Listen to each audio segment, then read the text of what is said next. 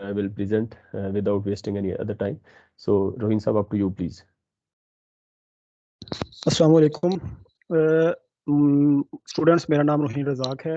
मैंने अपनी ग्रेजुएशन जो है वो यूडी लाहौर से की 2020 में, और उसके बाद जो है मैंने फिर यहाँ पे साहिवाल कोर पावर प्लांट में एज ऑपरेशन इंजीनियर ज्वाइन किया, और अब मैं यहाँ पे एज ऑपरेशन इंजीनियर वर्क कर रहा हूँ।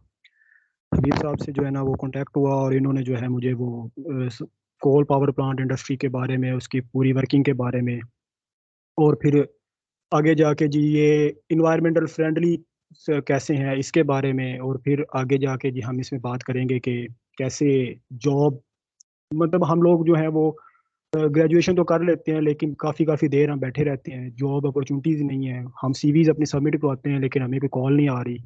तो हम उस पर भी बात करेंगे कि सीवी को किस तरह बनाया जाएगा, उसको किस तरह हम आगे सेंड करें, कौन कौन सी चीज़ें जो हमें चाहिए, जो कि ज़्यादा चीज़ें देखी जाती हैं इंडस्ट्री के अंदर, तो हम उस पर बात करेंगे। चलिए जब हम शुरू करते हैं इसको। सबसे पहले है जी कि वर्किंग प्रिंसिपल क्या होता है कोल फायर्ड पावर प्लांट में। कोई थर्मल पावर प्लांट होगा तो उसके अंदर दो मेजर चीज़ें हैं, एक तो बॉयलर है और दूसरा स्टीम टरबाइन है। बॉयलर में क्या होगा कि हम पानी को लेंगे, बॉयलर के अंदर फीड करेंगे, बॉयलर से उसे हम, क्योंकि कोल फायर्ड पावर प्लांट पे बात कर रहे हैं तो कोल जो है वो एज एनर्जी यूज होगा, उससे जो है वो उस पानी को हम स्टीम में कन्वर्ट करेंगे, स्टीम को हम स्टीम टरबाइन में इंजेक्ट करेंगे, स्टीम टरबाइन रोटेट करेगी, वो एज अ प्राइम मूवर काम करेगी, और वो हमारे जनरेटर को रोटेट करेगी जिससे वोल्टेज इंड्यूस होंगे। आगे जाके बात करेंगे हम उसके ऊपर तो किस तरह आगे काम करेंगे, और फिर उसके बाद हम उस वोल्टेज को स्टेप अप करते हैं, स्टेप अप करके हम अपने ग्रिड के साथ उसको सिंक्रोनाइज कर देते हैं, और वो नेशनल ग्रिड में चला जाता है। नेशनल ग्रिड के बाद वो आगे फिर काम चलता रहता है। तो सबसे पहले हम बात करते हैं जी वर्किंग प्रिंसिपल क्या होता है कोल फायर्ड पावर प्लांट में। कि हमने पानी को लिया, पानी को लेके हमने यहाँ पे आके फीड कर दिया बॉयलर के अंदर। वो पूरा प्रिंसिपल आगे देखते हैं कि कितनी तरह के किस तरह पानी को फीड किया जाता है, वो आगे हम चल के इससे बात करते हैं। फिर जी उसको हमने हीट अप किया, हीट अप करने के बाद स्टीम बनी, स्टीम बनने के बाद हमने उसको टरबाइन के अंदर इंजेक्ट किया, टरबाइन में उसे रोटेट किया, और उससे हमने आगे जनरेटर को रोटेट किया। तो बेसिकली जो है ना वो 4 स्टेप्स होते हैं एनर्जी कन्वर्जन के इस पूरे प्रोसेस के अंदर।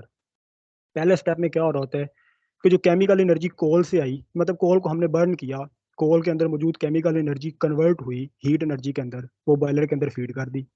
सेकंड क्या होगा कि वो हीट एनर्जी जो है उसने जाके हमारी जो स्टीम में कन्वर्ट होना है, और स्टीम ने आगे जाके हमारी टरबाइन को रोटेट करना है। तो वो क्या होगा कि स्टीम की मैकेनिकल एनर्जी में कन्वर्ट हो जाएगी।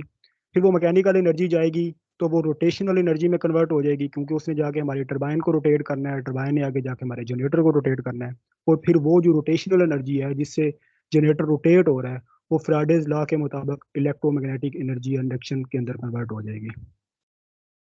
अब जो है बेसिकली अगर तो मैकेनिकल के बच्चे लोग बैठे हैं यहाँ पे तो उन्हें अच्छी तरह से पता होगा कि रैंकाइन साइकिल पे बेसिकली बॉयलर काम कर रहा होता है। तो और जो है तीन, ये जो हमारे पास काम होता है अंडर क्रिटिकल होता है, क्रिटिकल होता है, सुपर क्रिटिकल होता है, अल्ट्रा क्रिटिकल होता है। हमारे जो मोस्ट एफिशिएंट पावर प्लांट्स हैं ना, जिनकी एफिशिएंसी बहुत ज़्यादा है, जिन पे एनर्जी की कॉस्ट बहुत कम आ रही है, वो मोस्टली सुपर क्रिटिकल या इससे ऊपर अल्ट्रा सुपर क्रिटिकल पे काम कर रहे होते हैं। अब सुपर क्रिटिकल है क्या, वो देखते हैं हम। पानी जो होता है उसका जो क्रिटिकल पॉइंट है वो हमें पता है कि 374 है, और उस पे जो प्रेशर होता है वो 22 एम्पा पे होता है। होगा क्या कि जैसे ही क्रिटिकल पॉइंट से नीचे होगा ना तो पानी अपनी तीनों इंडिविजुअल सिचुएशन में पड़ा होगा। यानी कि अगर हमारे पास क्रिटिकल पॉइंट से नीचे है तो पानी जो है वो सॉलिड की हालत में भी होगा, वो लिक्विड की हालत में भी होगा, वो गैस की फॉर्म में भी होगा। लेकिन जैसे ही वो क्रिटिकल की लाइन को पास आउट करता है, यानी 374 डिग्री टेम्परेचर से क्रॉस किया और 22 एम्पा प्रेशर से क्रॉस किया, तो पानी की अपनी ओरिजिनलिटी खत्म हो जाती है। ना वो सॉलिड की फॉर्म में फिर रह सकता है, ना वो लिक्विड में होता है, ना वो गैस में होता है, वो इन सब का मिक्सचर पड़ा होता है। और यही वाली जो चीज़ है इसे हम यूज करके अपने पावर प्लांट के अंदर एफिशिएंसी को बूस्ट अप करते हैं। अब यहाँ पे मैं काम कर रहा हूँ साहिवाल कोर पावर प्लांट में। ये बेसिकली सुपर क्रिटिकल एक प्लांट है। इसमें क्या होता है जी कि जो टेम्परेचर है वो हम 568 टू 572 डिग्री रखते हैं। मतलब 568 या 572 के दरमियान मेंटेन किया जाता है, कुछ भी रखा जा सकता है। तो जो प्रेशर होता है वो 25 एम्पा होता है। तो जब टेम्परेचर जो है वो 578 पे होगा, प्रेशर 25 एम्पा पे होगा, तो पानी जो है वो ना गैस की शक्ल में होगा, ना ही वो लिक्विड की शक्ल में होगा, ना ही वो सॉलिड की शक्ल में होगा, बल्कि वो मिक्सचर होगा गैस और लिक्विड का। इसका फायदा क्या होगा? कि इसका फायदा ये होगा कि बॉयलर को काम कम करना पड़ेगा आगे जाके। वो एक ही थ्रो के अंदर, यानी कि ट्यूब में से पास हो रहा है पानी, और पता ही नहीं लगेगा कि पानी फौरन ही गैस इसके अंदर कन्वर्ट हो गया, स्टीम के अंदर कन्वर्ट हो गया। तो ये इसका फायदा होता है। आगे चलते हैं जी। बेनिफिट्स क्या होते हैं ये सुपर क्रिटिकल यूनिट के? एक तो इसकी जी हायर यूनिट साइकिल एफिशिएंसी है, 40 to 42% इसकी एफिशिएंसी होती है जो सुपर क्रिटिकल पे काम कर रहे हैं। तो जो अल्ट्रा सुपर क्रिटिकल होते हैं उनकी एफिशिएंसी 50 के अराउंड अबाउट चली जाती है। इलेक्ट्रिसिटी जनरेशन कॉस्ट बहुत कम है। फिर रिड्यूस्ड फॉल फ्यूल कॉस्ट है, क्योंकि एफिशिएंसी इंप्रूव हो गई तो डेफिनेट बात है कि फ्यूल हमें कम यूज करना पड़ेगा। सिग्निफिकेंट इंप्रूवमेंट है जी इन्वायरमेंट के। क्योंकि हमें जो हमारे इन्वायरमेंट, बेसिकली हम बात ये भी तो करनी है ना कि हमारा जो इन्वायरमेंटल फ्रेंडली प्रोजेक्ट होने चाहिए, क्योंकि कोल डेफिनेट बात है उसमें धुआं निकलना है, धुएं के अंदर कार्बन डाइऑक्साइड होनी है, नाइट्रोजन के ऑक्साइड होने हैं, सल्फर के ऑक्साइड होने हैं, उन्होंने इन्वायरमेंट को खराब करना है। तो लिहाजा हमने उसको भी तो देख के काम करना है। तो इसलिए जो सुपर क्रिटिकल के होते हैं प्रोजेक्ट, उनके अंदर SO2 कम प्रोड्यूस होती है, प्रोड्यूस होगी लेकिन कम होगी। आगे हम जाके इसको बात करेंगे कि फिर उस SO2 को मजीद कैसे कम किया जाएगा। फिर भी प्लांट कॉस्ट लेस होती है कंपेरेबल टू सब क्रिटिकल टेक्नोलॉजीज और बहुत सारे दूसरे जो क्लीन कोल टेक्नोलॉजीज हैं। उसके अलावा जी नॉक्स बहुत कम प्रोड्यूस होती है, यानी कि नाइट्रोजन के ऑक्साइड्स बहुत कम है, सल्फर के ऑक्साइड्स बहुत कम प्रोड्यूस होते हैं सुपर क्रिटिकल के सिचुएशन। जो साइबल कोल पावर प्लांट है ये बेसिकली सुपर क्रिटिकल के फार्मूले पे काम करता है जी। उसके बाद है जी हमारे पास एक जर्नल जो थर्मल पावर प्लांट का एक जनरल जो ओवरव्यू है वो देख लेते हैं। अब यहाँ पे एक डायग्राम देख रहे होंगे कि दरमियान के अंदर आपको नजर आ रहा होगा कि एक बॉयलर पड़ा हुआ है।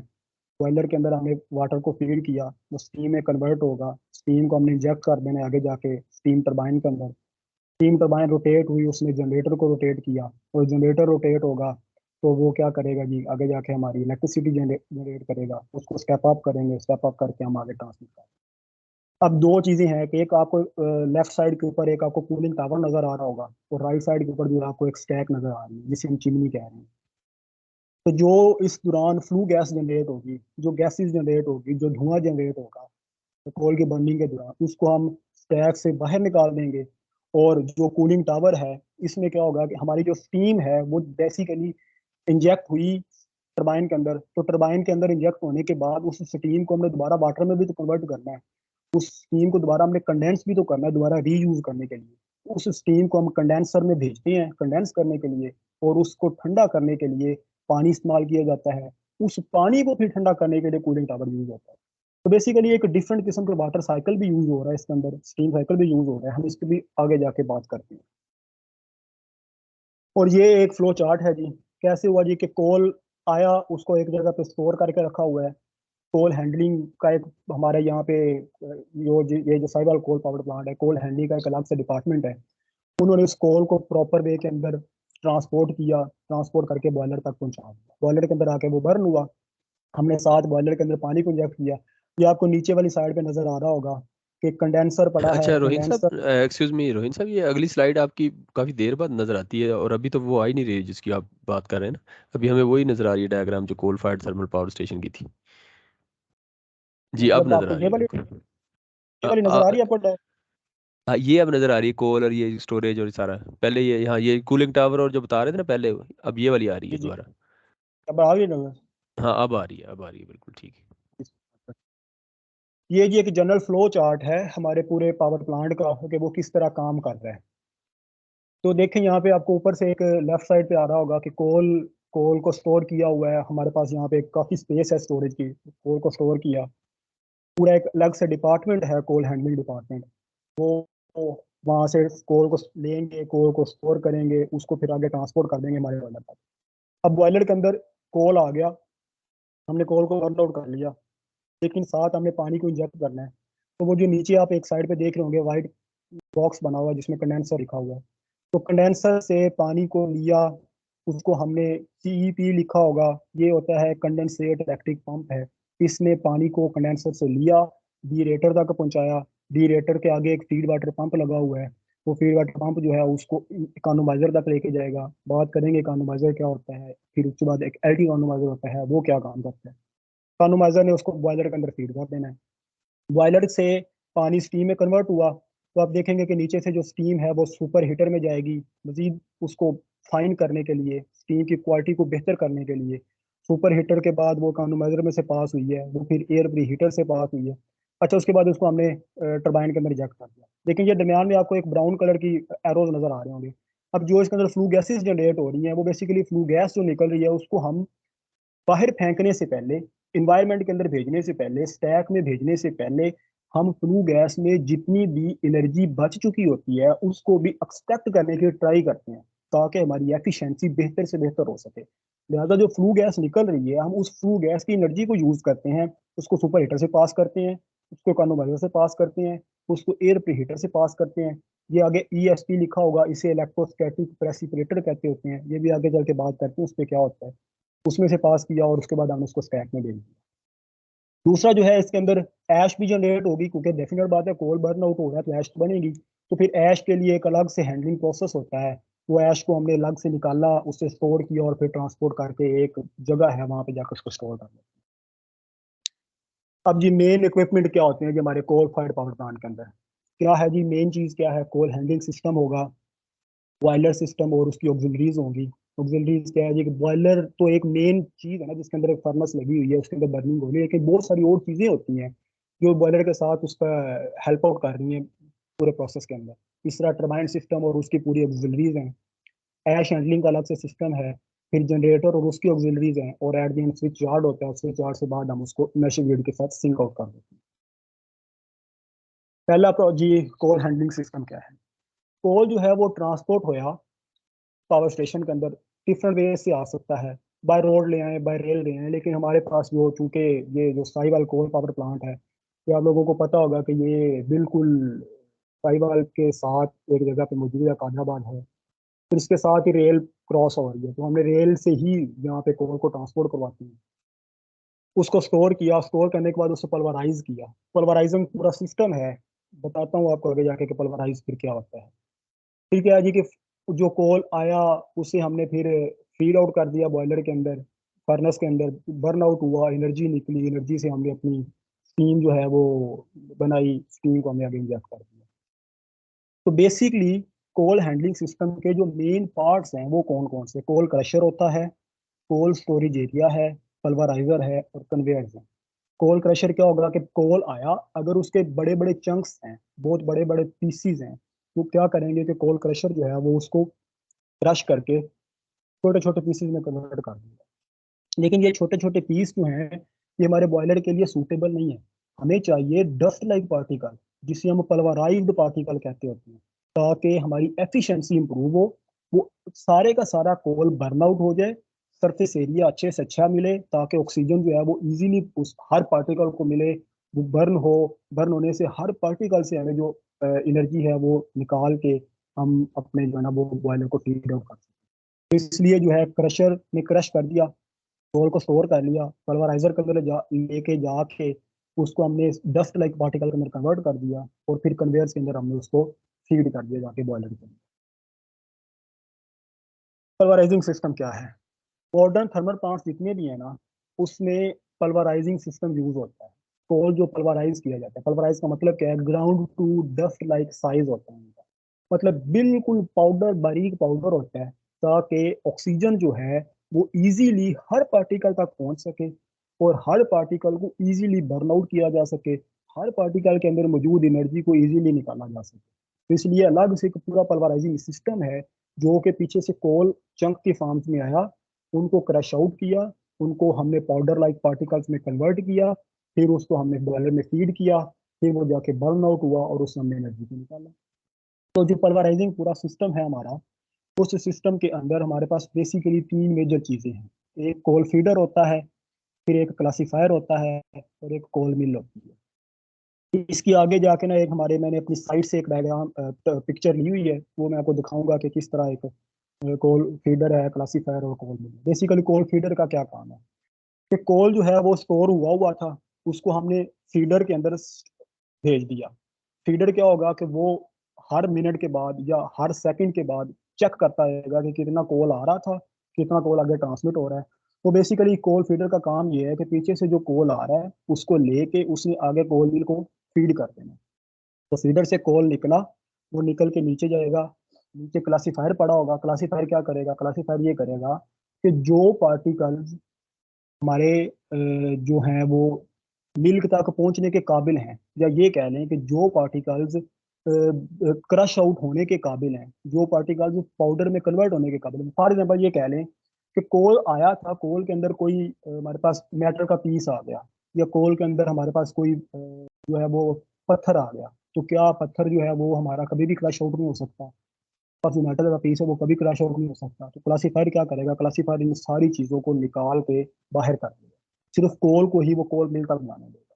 कोल जो है वो कोल मिल तक पहुंचेगा, मिल जो है वो उससे ग्राइंड करेगी, ग्राइंड करने के बाद उसको पाउडर में कन्वर्ट कर देगी। पाउडर में कन्वर्ट होने के बाद हम उसको एयर के जरिए ट्रांसपोर्ट करते हैं, मिल के अंदर एयर भेजते हैं। वो जो पार्टिकल्स होते हैं, जो पाउडर बन चुका होता है, वो उस एयर के साथ बॉयलर के अंदर पहुंच जाता है। फिर आगे जाके हम देखते हैं कि वो पूरा एक हमारे पास फ्लू एयर गैस सिस्टम मौजूद होता है, वो किस तरह काम करता है। बॉयलर क्या है जी?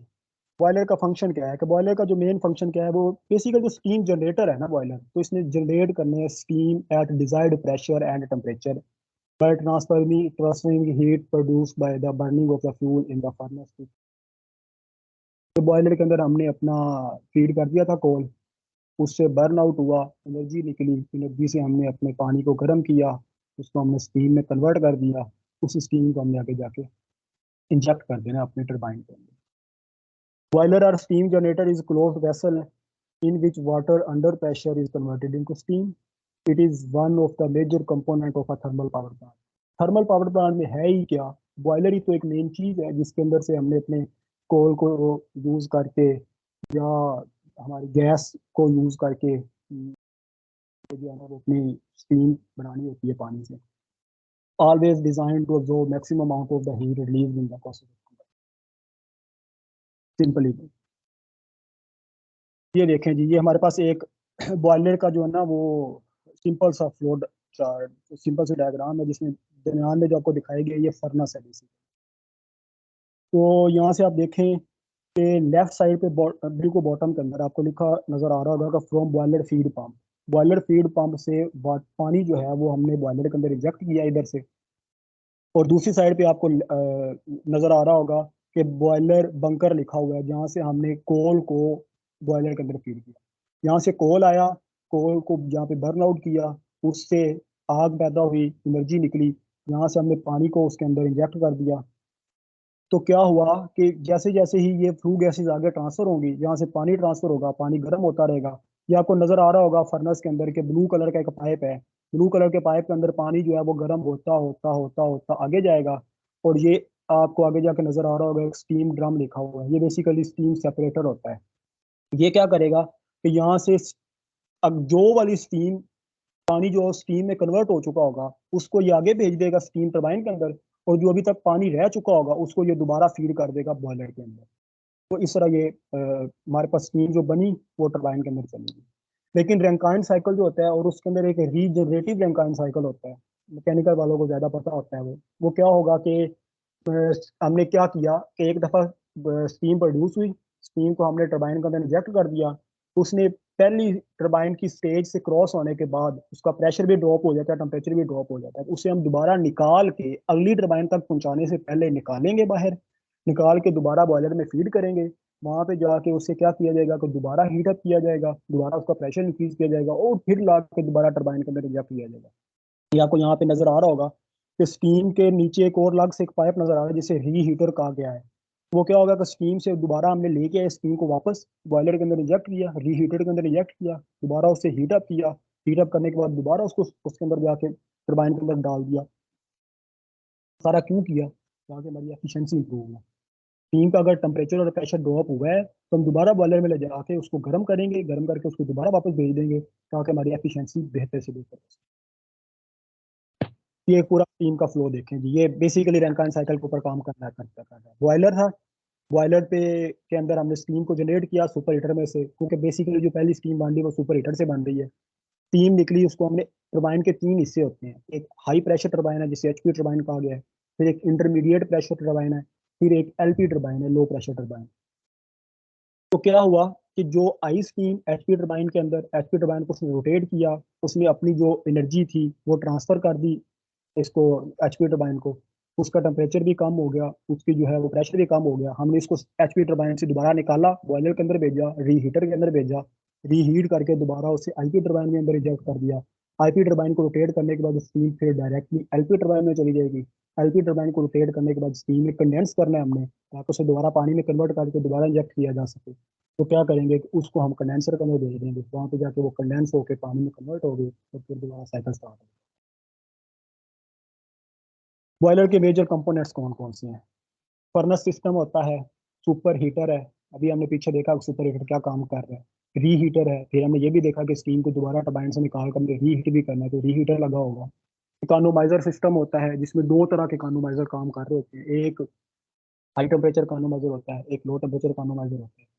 फिर एयर प्री हीटर सिस्टम है, फिर जो हमारी फ्लू गैस, जो हमने एयर इंजेक्ट करनी है फर्नेस के अंदर, जिस एयर के जरिए हमने कोल को मिल से निकाल के फर्नेस के अंदर लेके जाना है, तो उस एयर को भी पहले गर्म करना पड़ता है।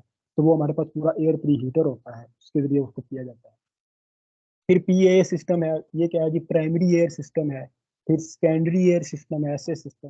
फिर जो है इंड्यूस्ड ड्राफ्ट जो होते हैं, ये सिस्टम है। और फिर आगे मिल सिस्टम है, इसके आगे आप जाके डिटेल में बात करते हैं कि ये प्राइमरी एयर क्या होती है, ये सेकेंडरी एयर क्या होती है, इंड्यूस्ड ड्राफ्ट सिस्टम क्या है।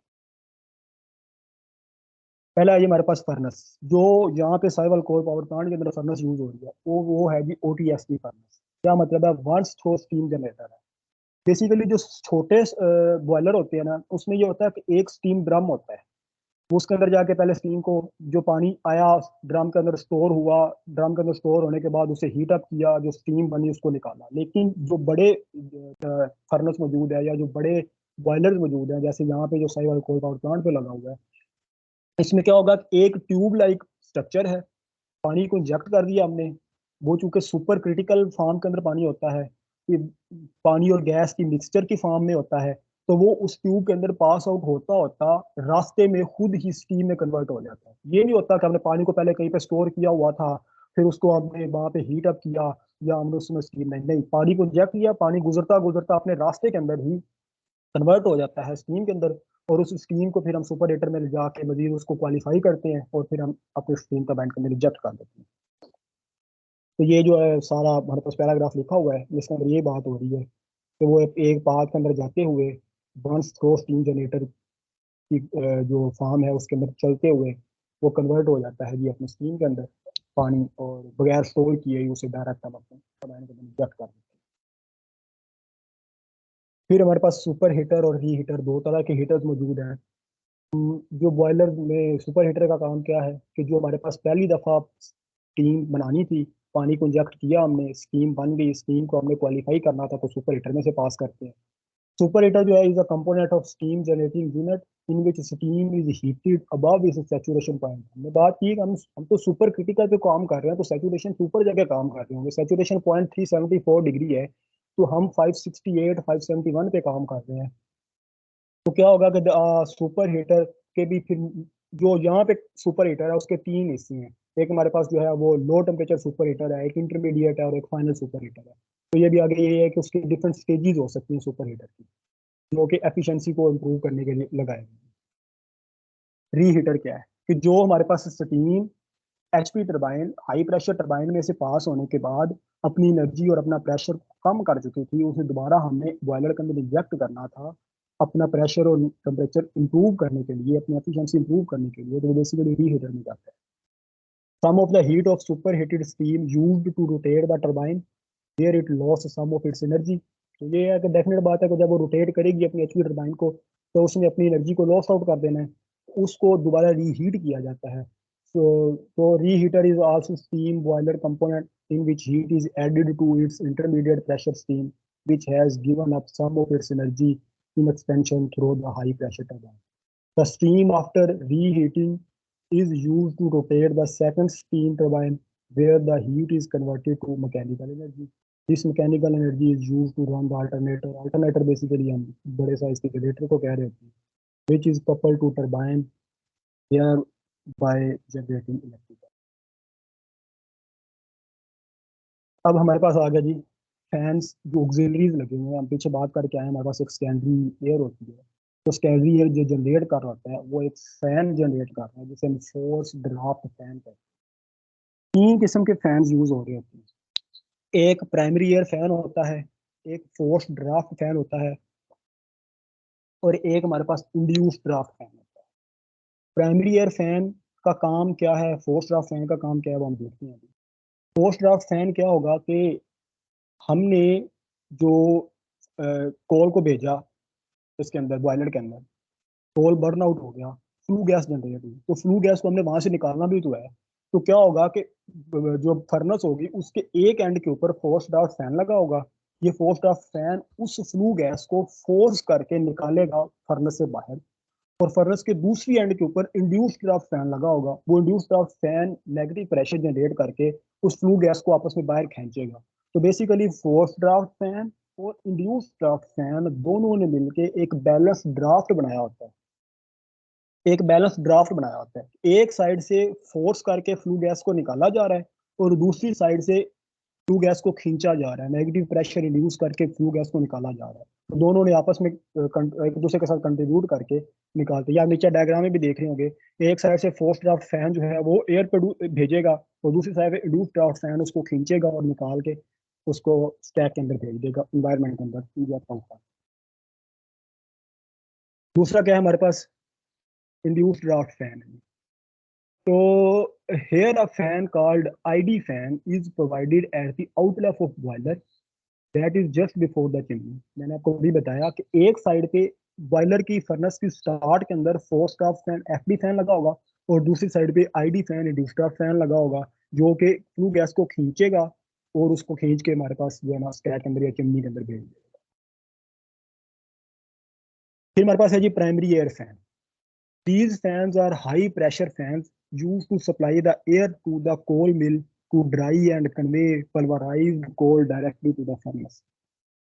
अभी आप लोग जरा कंफ्यूज नहीं हो, तीन किस्म के फैन हमारे पास आ गए, प्राइमरी एयर फैन हो गया, सेकेंडरी एयर फैन हो गया, और दूसरा हमारे पास जो है वो आईडी फैन हो गया, इंड्यूस्ड ड्राफ्ट फैन। तो आपको अभी तक समझ आ गई होगी कि फोर्स ड्राफ्ट फैन ने फ्लू गैस को धकेला बाहर निकालने के लिए, इंड्यूस्ड ड्राफ्ट फैन ने फ्लू गैस को खींचा बाहर निकालने के लिए, तो दोनों ने एक दूसरे के साथ हेल्प आउट किया और फ्लू गैस को निकाल के एनवायरमेंट में भेज दिया। लेकिन जो प्राइमरी एयर फैन लगा हुआ है, ये प्राइमरी एयर फैन का काम होता है कि इसमें हमारे पास, मैंने आपको भी हमने पीछे पढ़ा है जी, पल्वराइजिंग हो रही होती है, पल्वराइजिंग का पूरा सिस्टम है। तो मिल के अंदर जब कोल पल्वराइज हो गया, कोल पाउडर के अंदर कन्वर्ट हो गया, उसे हमने फर्नेस के अंदर भेजने के लिए एयर प्रोवाइड करनी होती है ताकि वो एयर उसको प्रेशर के साथ लेके जाए और फर्नेस के अंदर भेज दे। तो वो जो एयर आती है वो बेसिकली प्राइमरी एयर फैन के जरिए आती है। प्राइमरी एयर फैन से जो एयर आ रही है उसे, उस एयर को पहले हम हीट अप करते होते हैं, पीछे पड़ा है ना हमने एयर हीटर्स लगे हुए हैं, तो एयर हीटर में से पास होगी एयर, हीट होगी, गर्म होगी, फिर उसके बाद वो कोल को अपने साथ लेके जाएगी और उसको जाके फर्नेस के अंदर इंजेक्ट कर। तो दूसरा काम क्या होगा फिर इस प्राइमरी एयर का, कि जो कोल के अंदर अगर कोई नमी वगैरह है तो उसको ये ड्राइव भी करेगी ताकि हमारी कोई बर्नी के अंदर कोई मसला ना आए, हमारी एफिशिएंसी के अंदर कोई इशू ना हो। अब आगे जी इकोनोमाइजर्स क्या हैं, दो तरह के बेसिकली इकोनोमाइजर लगे थे। इकोनोमाइजर हीट एक्सचेंजर है कि हमने एक साइड से पानी को इंजेक्ट किया, दूसरी साइड से हम हीट लगाएंगे तो पानी गर्म होगा, तो बेसिकली वो इकोनोमाइजर लग रहा है। तो चूंकि ये जो है it improve the economy of the system, so name the economy, क्योंकि इससे इकोनॉमी इंप्रूव हो रही है ना, कि हम अपने पानी को जो है वो, जो चीज फ्लू गैस फॉर एग्जाम्पल हमारी बाहर निकल रही थी, तो उस फ्लू गैस के अंदर कुछ थोड़ी बहुत एनर्जी तो मौजूद होगी ना, वो थोड़ी बहुत ही तो उसके अंदर कुछ ना कुछ तो पड़ा होगा, तो उस थोड़े बहुत को भी हम एक्सट्रैक्ट कर लेते हैं ताकि हमारी एफिशिएंसी बेहतर से बेहतर हो, तो वो काम कर रहे होते हैं इकोनोमाइजर। अब एक मेन इकोनोमाइजर लगा होता है, पहले फ्लू गैस मेन इकोनोमाइजर में से गुजरेगी, उसमें अपनी एनर्जी को ट्रांसफर करेगी, फिर उसके बाद आगे जाके कैल्टी इकोनोमाइजर लगा को, जब ये मेन इकोनोमाइजर से फ्लू गैस गुजरी, उसकी एनर्जी कुछ ना कुछ ड्रॉप होगी, कुछ उसने अपनी एनर्जी पानी को ट्रांसफर कर दी, लेकिन अभी थोड़ी बहुत जो बच गई है उसको हम एल्टी इकोनोमाइजर एक लगा हुआ है, तो एल्टिक एनोमाइजर में से पास होगी, वहां से भी पानी को गुजारेंगे, हीट अपनी वो एक्सचेंज करवा देगा।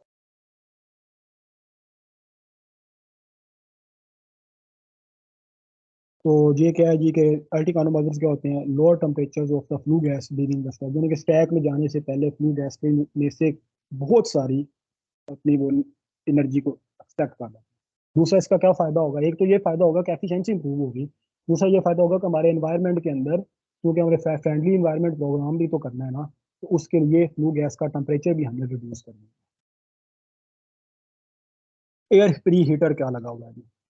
अब पीछे हमने भी बात की थी कि जो एयर हमारे पास एक फोर्स ड्राफ्ट फैन से एयर बन रही थी, एक प्राइमरी एयर फैन से एयर बन रही थी, तो फोर्स ड्राफ्ट फैन की एयर को हमने कहाँ भेज रहे थे, अपनी फर्नेस के अंदर फ्लू गैस को निकालने के लिए। लेकिन हम डायरेक्टली इन्वायरमेंट की एयर अपनी फर्नेस के अंदर नहीं भेज सकते। उसकी वजह यह है कि अगर हम ठंडी हवा अपनी फर्नेस के अंदर या बॉयलर के अंदर सेंड कर देंगे तो बॉयलर के अंदर फ्लेम आउट हो सकता है। अगर फ्लेम खत्म हो गया ना बॉयलर का, तो फौरन सारे का सारा स्टीम टरबाइन और बॉयलर बंद हो जाना होता है। तो क्या करेंगे कि हम जो एयर भेज रहे हैं उस एयर को हम पहले गर्म करेंगे। वो गर्म करने के लिए किस में से गुजारेंगे, एयर प्री हीटर में से, क्योंकि एयर को पहले प्री हीट करेगा। लेकिन हम जो अपनी प्राइमरी एयर जिससे हम कोल को फर्नेस के अंदर लेके जा रहे हैं, तो उसको भी तो हम फर्नेस के अंदर ही एट द एंड भेज रहे हैं ना, तो लिहाजा उसे भी हम ठंडा नहीं भेज सकते। उसके अलावा हमने उस एयर के जरिए, प्राइमरी एयर के जरिए अपने कोल में मौजूद नमी को भी तो खत्म करना है। तो लिहाजा प्राइमरी एयर और सेकेंडरी एयर, जो कि फोर्स ड्राफ्ट फैन से एयर आ रही होती है उसे सेकेंडरी एयर कहते हैं, जो प्राइमरी एयर फैन से आ रही होती है उसे प्राइमरी एयर कहते हैं। दोनों एयर्स को हम एयर प्री हीटर में से गुजारेंगे गर्म करने के लिए।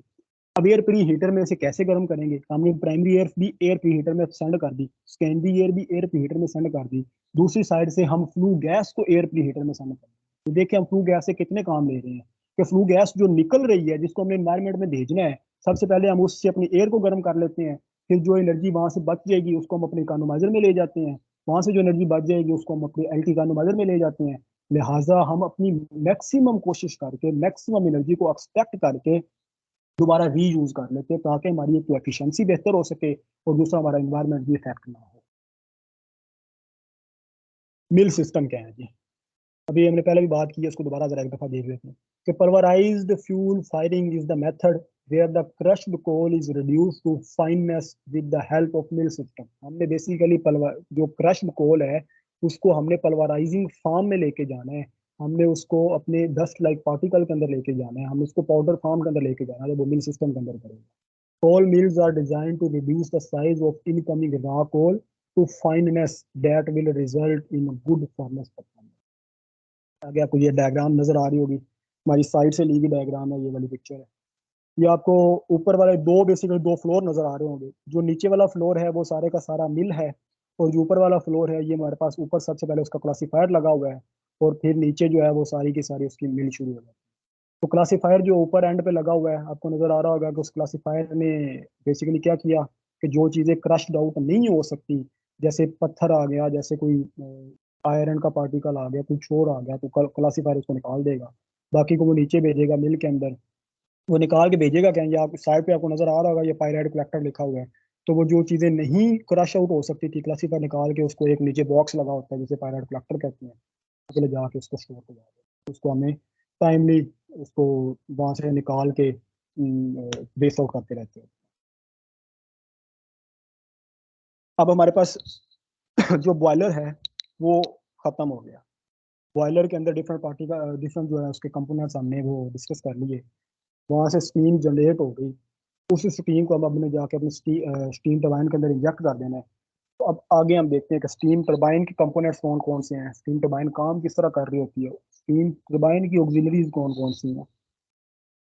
Steam turbine convert heat energy of steam into mechanical energy and drives the generator. It uses the principle that steam when issuing from small opening attain high velocity। आप mechanical लोगों को ज्यादा पता होगा, अगर इलेक्ट्रिकल का भी यहाँ पे बैठा तो वो भी ये सुन लेगा कि जैसे ही कोई स्टीम जो है वो पास आउट होगी एक बड़ी उसके अंदर से स्मॉल ओपनिंग में से, तो वो स्पीड अप हो जाती है। उसकी स्पीड को हम स्टीम टरबाइन के अंदर यूज करके स्टीम को टरबाइन को रोटेट करते हैं।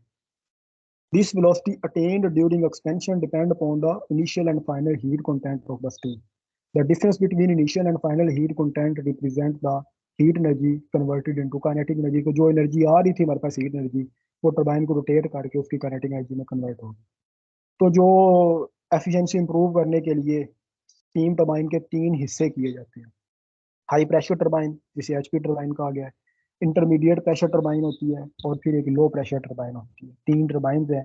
हाई प्रेशर टरबाइन में से स्टीम गुजरने के बाद दोबारा उसको फर्नेस के अंदर भेज के रीहीट किया जाता है।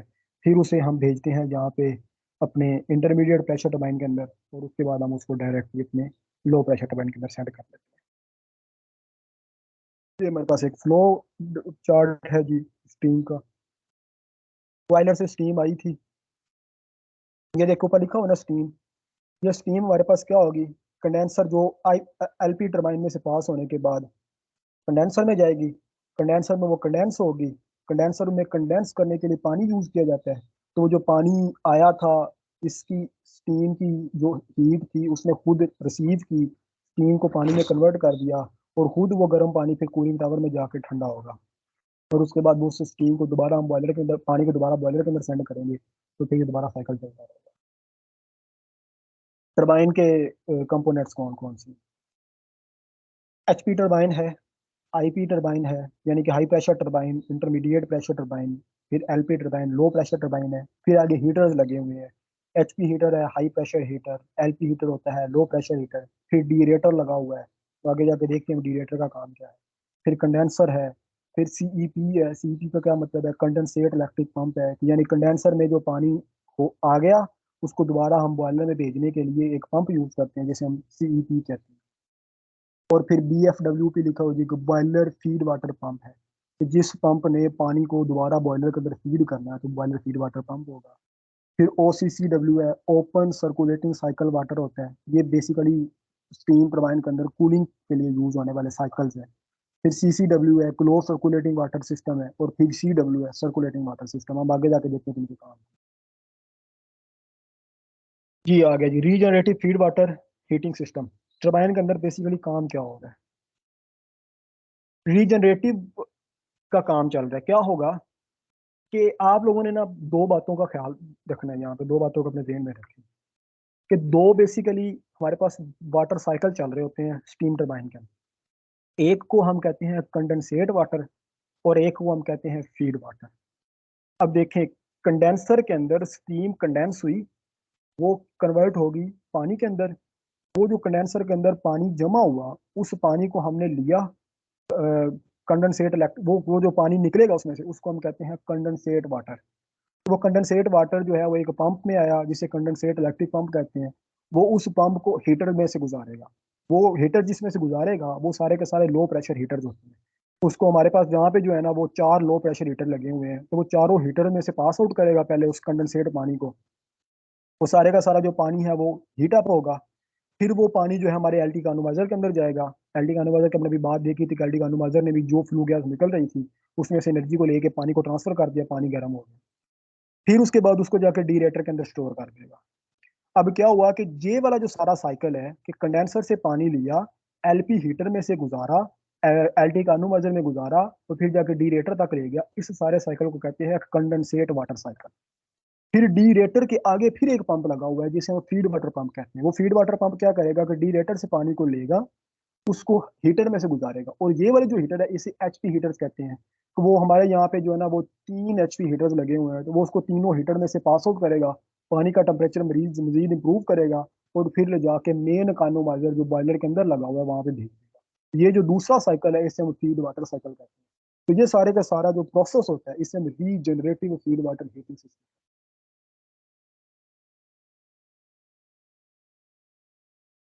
ये देखें, ये रीजनरेटिव हीटिंग सिस्टम के अंदर कंपोनेंट कौन कौन से हैं। एलपी फीड वाटर हीटर्स मौजूद है। मैंने अभी आपको बात बताई कि कंडेंसेट वाटर जो था उसको हम पहले एलपी हीटर में से गुजारेंगे हीट अप करने के लिए, फिर उसको हम डीरेटर के अंदर ले जाएंगे। डीरेटर के बाद एक और पंप लगा होगा जिसे फीड वाटर पंप कहते हैं, वो पानी को लेके हमारे एचपी हीटर में से गुजारेगा, और फिर हम एट दी एंड जाके बॉयलर के अंदर फीड करते हैं। तो ये वाले चार मेन, तीन मेन कंपोनेंट होते हैं इस पूरे रीजनरेटिव फीड वाटर साइकिल के। डीरेटर क्या है, अभी हमने इतनी बात की है जी, कई दफा मैंने वर्ड यूज कर लिया था डीरेटर का। डीरेटर बेसिकली एक वो चीज है, एक एक टैंक है जिसमें पानी को हमने ले जाके, यानी कि जो कंडेंसेट वाटर आया था उसको हमने ले जाके डीरेटर के अंदर फेंक दिया। डीरेटर का काम क्या होता है? डीरेटर ने क्या करना होता है कि जो पानी के अंदर डिजोल्व गैसेस होंगी, कार्बन डाइऑक्साइड हो सकती है, उसके अंदर ऑक्सीजन हो सकती है, उसके अंदर कोई और गैस हो सकती है, वो सारी के सारी पानी के अंदर से गैसेस को निकाल देगा। क्यों निकालना भी हमने इनको? अगर हम कार्बन डाइऑक्साइड को पानी के अंदर रहने देंगे तो कार्बन डाइऑक्साइड जो है वो क्या पता पानी के साथ डिजोल्व आउट होके आपको पता है कि वो कार्बोनिक एसिड बना देगी। ऑक्सीजन को अगर हम रहने देंगे तो ऑक्सीजन जो है वो भी कोरोजन के अंदर, आपको पता है कि लोहे को जो जंग लग रहा होता है तो ऑक्सीजन की मौजूदगी में ही लग रहा होता है। तो अगर हम ऑक्सीजन और कार्बन डाइऑक्साइड को पानी के अंदर रहने दें और डायरेक्ट हम अपने बॉयलर के अंदर फीड कर दें, तो बॉयलर के सारे जो वाटर वाल्व्स हैं जिसके अंदर पानी ने गर्म होना है, जो हमारे पास हीटर लगे हुए हैं, जो सुपर हीटर री हीटर लगा हुआ है, उनकी वाल्व को, उनकी ट्यूब्स को डैमेज किया कर सकता है। इसलिए डीरेटर लगाया गया है जो कि उसके अंदर मौजूद सारी की सारी डिजोल्व्ड गैसेस को निकाल देता है। काम किस तरह करता है डीरेटर वो देखेंगे। ये आपको डायग्राम एक नजर आ रही होगी कि बॉयलर के अंदर हमने डीरेटर के अंदर जो पानी है उसको हमने स्प्रिंकल करना होता है, एक फुहारे की शक्ल के अंदर हमने डीरेटर के अंदर फेंका। नीचे से आपको नजर आ रहा होगा जो रेड का हम कह रहे हो, ये क्या होगा कि स्टीम नीचे से ऊपर जा रही होती है, ऊपर से पानी जो है वो फुहारे की शक्ल में, कतरों की शक्ल में नीचे आ रहा होता है। तो उसके अंदर जितनी भी गैसेस डिजोल्व होंगी उन सारों को निकाल के ये वेंट आउट करवा लेते हैं। तो जब डीरेटर में से सारे का सारा पानी साफ हो जाएगा, गैसेस निकल जाएंगी, तो फिर हम उस पानी को फीड वाटर के जरिए आगे अपने हीटर्स में भेजेंगे, मजीद हीट अप करेंगे और फिर उसको हम दोबारा बॉयलर में फीड करते हैं। रीजनरेटिव ये जी हमारे पास एक यहाँ पे साइड से लिया गया, ये आपको नजर आ रहा होगा एक लंबी सी ट्यूब पड़ी हुई है, ये बेसिकली हमारे पास एचपी हीटर है।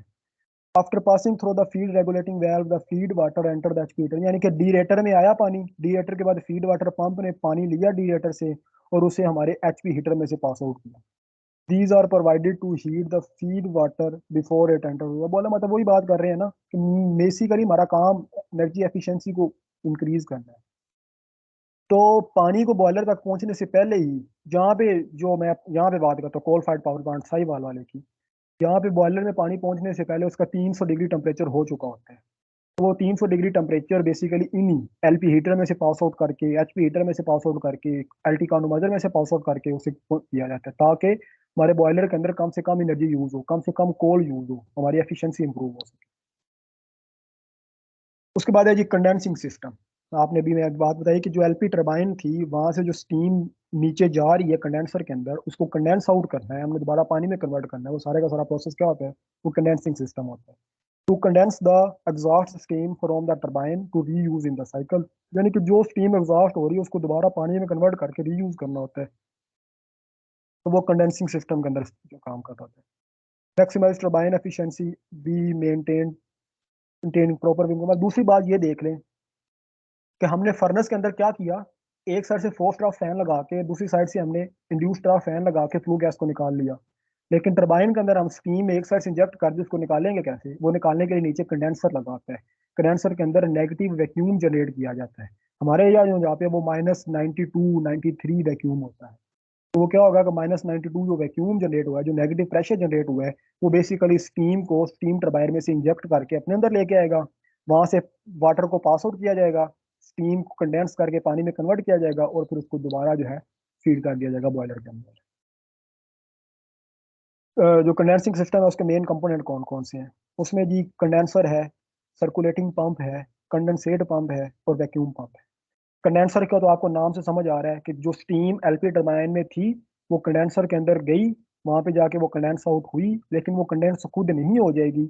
उसके लिए हमें वाटर को सेंड करना पड़ेगा। जो वाटर आ रहा होता है वो सर्कुलेटिंग वाटर है। मैंने पीछे बात की थी ना, सीडब्ल्यू सिस्टम है हमारे पास, तो हमारे पास यहाँ पे जो है ना वो सर्कुलेटिंग वाटर पंप लगे हुए हैं दो। वो क्या करते हैं कि वो पानी को कंडेंसर के अंदर इंजेक्ट करते हैं, ट्यूब्स के अंदर। ऊपर से स्टीम आ रही होती है, वो पानी चूंकि ठंडा होता है, स्टीम उसमें से लगेगी, अपनी एनर्जी को ट्रांसफर करेगी, खुद पानी में कन्वर्ट हो जाएगी, और वो जो पानी जा रहा था कंडेंसर के अंदर वो खुद गर्म हो जाएगा, और फिर उस गर्म पानी को ले जाके हम कूलिंग टावर के अंदर सेंड कर देंगे, तो कूलिंग टावर में उस पानी को ठंडा किया जाएगा। कंडेंसेट पंप की बात कर चुके हैं हम। कंडेंसेट पंप ने जो कंडेंसर के अंदर पानी आया उसको वहां से लिया, हीटर में से गुजारना है और डीरेटर तक पहुंचाना है। फिर वैक्यूम पंप लगा हुआ है कि ये क्या करेगा, ये कंडेंसर के अंदर जो नॉन कंडेंसेबल गैसेज हैं, वैक्यूम जनरेट करने के लिए जो हमने काम करना है, गैसेज निकालेंगे तो वैक्यूम जनरेट होगा ना, तो वैक्यूम पंप जो है वो कंडेंसर में से डिफरेंट गैसेज को निकालेगा ताकि वहां पे फिर क्या है जी, condenser steam after rotating steam turbine comes to condenser. These condensers are heat exchanger which convert steam from its gaseous to liquid state. बात कर चुके हैं हम इसकी, और इसलिए ये फेज ट्रांजिशन प्रोसेस होता है. The purpose is to condense the outlet, यानी कि जो एग्जॉस्ट आ रहा है स्टीम का, from steam turbine to obtain maximum efficiency and also to get the condensed steam in the form of pure water, otherwise known as condensate, back to steam generator. दोबारा फिर उसको बॉयलर के अंदर send कर दिया. ये आपको यहाँ पे नजर आ रहा होगा, कंडेंसर की एक डायग्राम बनी हुई है. ऊपर से स्टीम इंजेक्ट हुई, नीचे देखिए आपको ट्यूब्स नजर आ रही हैं. इस ट्यूब्स के अंदर पानी मौजूद होता है, जो सर्कुलेटिंग वाटर होता है. तो जैसे ही ये पानी इसमें से पास आउट होगा, ऊपर से स्टीम गुजरेगी, तो स्टीम जो कंडेंस होकर पानी में कन्वर्ट हो जाएगी. वो पानी खुद गर्म हो जाएगा और उस पानी को ले जाके हम कूलिंग टावर के अंदर ठंडा कर देंगे. हॉट वेल के अंदर पानी जमा हो गया, यहाँ से हॉट वेल से हम कंडेंसेट इलेक्ट्रिक पंप के जरिए पानी को निकाल लेंगे और उसको दोबारा फीड कर देंगे. ये हमारे पास जी कंडेंसेट इलेक्ट्रिक पंप लगा हुआ है. ये क्या करता है, एक्सट्रैक्ट करता है condensate water from the hot well of the condenser and transport this water to feed water system by increase. Pressure भी तो इंक्रीज करना है, क्योंकि हमारा जो कंडेंसर है ये सबसे नीचे वाले फ्लोर पे लगा हुआ है, 0 मीटर पे लगा होता है. तो जो हमारा बॉयलर है वो तो कहाँ पे पड़ा हुआ है, तो यहाँ से पानी को दोबारा बॉयलर तक पहुंचाने के लिए उसका प्रेशर भी तो इंक्रीज करना पड़ेगा. तो ये कंडेंसेट पंप है, उसका प्रेशर इंक्रीज करके उसको वापस पहुंचा देगा. उसके बाद ये कूलिंग टावर क्या काम करते हैं और पॉन्ड्स क्या हैं. आप ये आपको यहाँ पे डायग्राम नजर आ रही है, ये साइड से ली गई एक कूलिंग टावर की डायग्राम है. Condenser need huge quantity of water to condense the steam, यानी कि बहुत सारा कंडेंसर को पानी चाहिए होता है स्टीम को दोबारा पानी के अंदर कन्वर्ट करने के लिए. तो वो जो पानी होता है वो सर्कुलेटिंग वाटर पंप यूज जो है ना वो ट्रांसफर करते हैं. जो बहुत सारे जो प्लांट्स होते हैं, वो जो छोटे प्लांट्स होते हैं, उनके अंदर ये कूलिंग टावर्स नहीं यूज किए जाते, वहाँ पे वैसे ही पानी को ठंडा कर दिया जाता है. लेकिन जो बड़े प्लांट्स हैं जिसमें बहुत ज़्यादा पानी इस्तेमाल हो रहा है स्टीम को कंडेंस करने के लिए, तो उस पानी को हम ये वाले कूलिंग टावर के अंदर सेंड कर देते हैं. ये कूलिंग टावर बेसिकली एक नेचुरल ड्राफ्ट कूलिंग टावर है, जो यहाँ पे साइवल कोल पावर प्लांट पे लगा हुआ है. इसमें क्या होगा कि ये आपको नजर आ रहा होगा, जो राइट साइड पे डायग्राम है इसके अंदर देखें कि जहाँ पे ये हमारे पास एक प्लेटफॉर्म बना हुआ है, इस प्लेटफॉर्म तक ले जाके हम पानी को ना स्प्रिंकल कर देते हैं. और इस कूलिंग टावर की जो शेप है उसकी वजह से जो एयर है वो नीचे से ऊपर की तरफ फ्लो करती है और उस पानी को ठंडा कर देती है, और वो पानी को दोबारा हम फिर कंडेंसर के अंदर भेज देते हैं अपनी वो दोबारा वही वाला प्रोसेस कंप्लीट करने के लिए, यानी कि स्टीम को दोबारा कंडेंस करने. उसके बाद आ गया जी ऐश हैंडलिंग सिस्टम.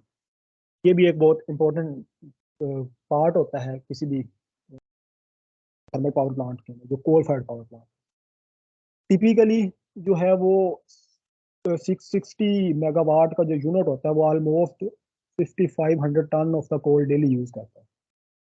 जिसमें वो क्या कर रहा होता है कि 230 टन कोल 1 घंटे में यूज करता है. अब देखिए इतना ज्यादा कोल अगर इस्तेमाल हो रहा है तो इसका मतलब है कि बहुत ज्यादा ऐश भी तो जनरेट हो रही होगी.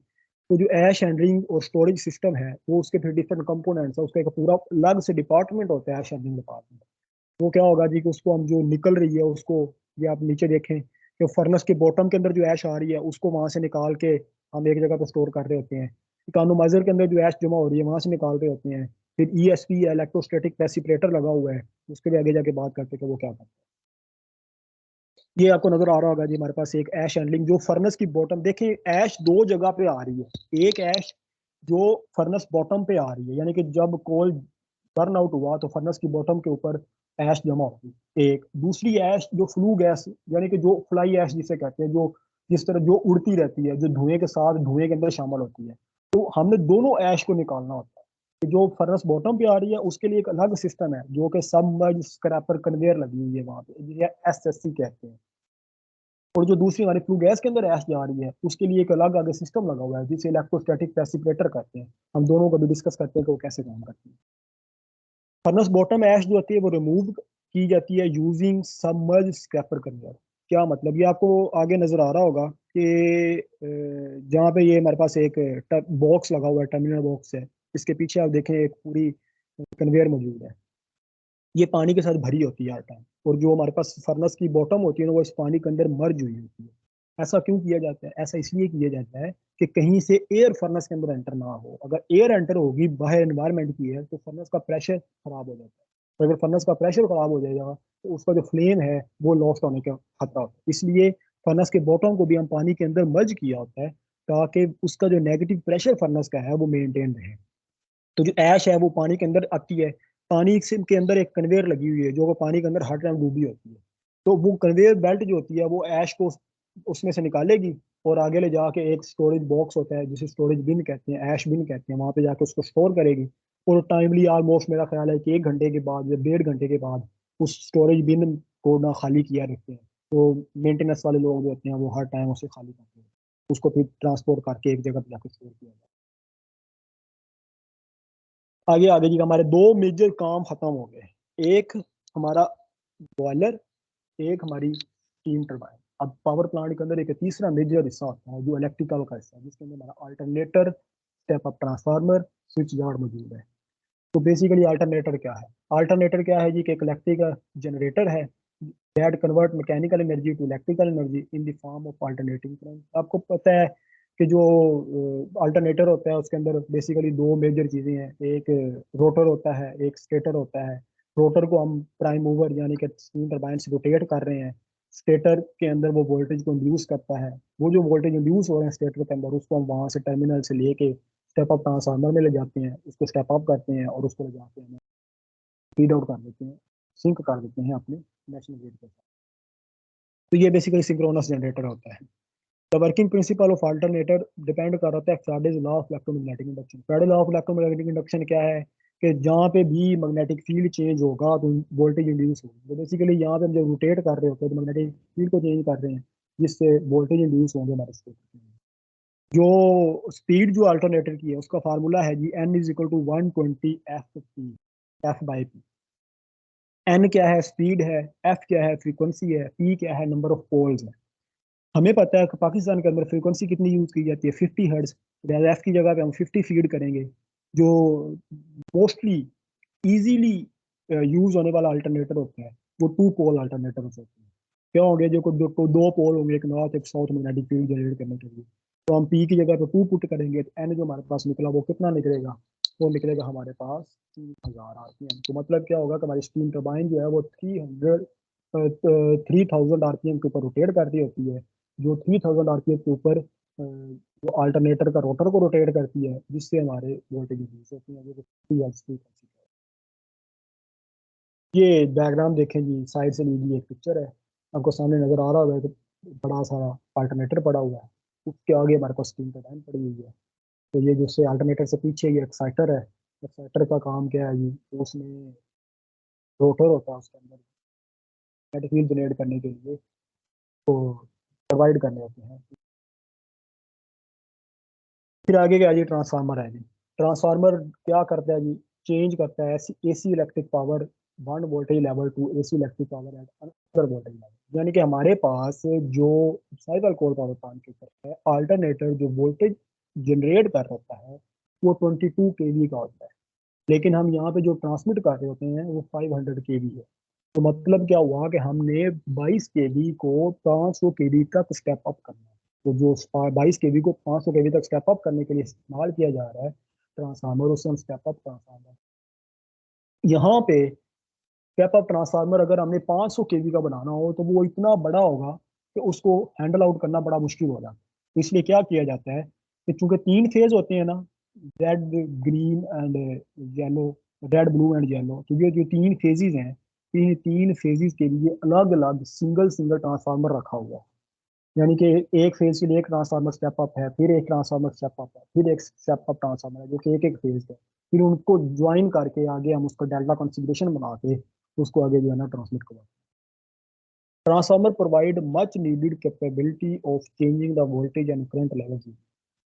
They are used to step up generator voltage to the appropriate voltage level for power transfer. Stepping down the transmission voltage at various level for distribution and power. आपको पता है कि हमारे जो घरों के अंदर बिजली आ रही थी 220 वोल्ट तक आ रही है, लेकिन यहाँ से जो ट्रांसमिट हो रही है वो 500 केवी तक ट्रांसमिट हो रही है। तो यहाँ से जो ट्रांसमिट हो रही है ये स्टेप अप ट्रांसफार्मर से ट्रांसमिट हो रही है, फिर घरों में ले जाके उसको अब स्टेप डाउन किया जा रहा होता है। ये घरों में डायरेक्ट 500 केवी को नहीं स्टेप डाउन किया जा रहा होता, बेसिकली उसको दुनिया में ग्रिड स्टेशन जो लगे हुए हैं, ग्रिड स्टेशन उसको डिफरेंट लेवल तक स्टेप डाउन करते रहते हैं ऑलमोस्ट 11 केवी या 22 केवी तक जो डिस्ट्रीब्यूशन वाली लाइन जो आ रही होती है उसमें होता है। फिर उसको स्टेप डाउन करके 220 वोल्ट तक ले जाया जाता है, तो फिर हमारे घरों में यूज होती है। ये ट्रांसफार्मर का मेजर कंपोनेंट्स है। आपको ऊपर एक नजर आ रहा होगा, इसे कंजर्वेटिव टैंक कहते होते हैं। इसके अंदर क्या होता है जी, ट्रांसफार्मर के अंदर अगर ऑयल एक्सपैंड हो रहा है हीटिंग की वजह से, तो वो इस कंजर्वेटिव टैंक के अंदर जाएगा। साथ आपको ये बुशिंग नजर आ रही होंगी, जिसे HV हाई वोल्टेज बुशिंग कहते हैं। फिर आपको जो है ना इधर ये 4 नंबर के ऊपर देखें आपको, ये हमारे पास कूलर मौजूद हैं जो ट्रांसफार्मर के ऑयल को कूल आउट करते हैं।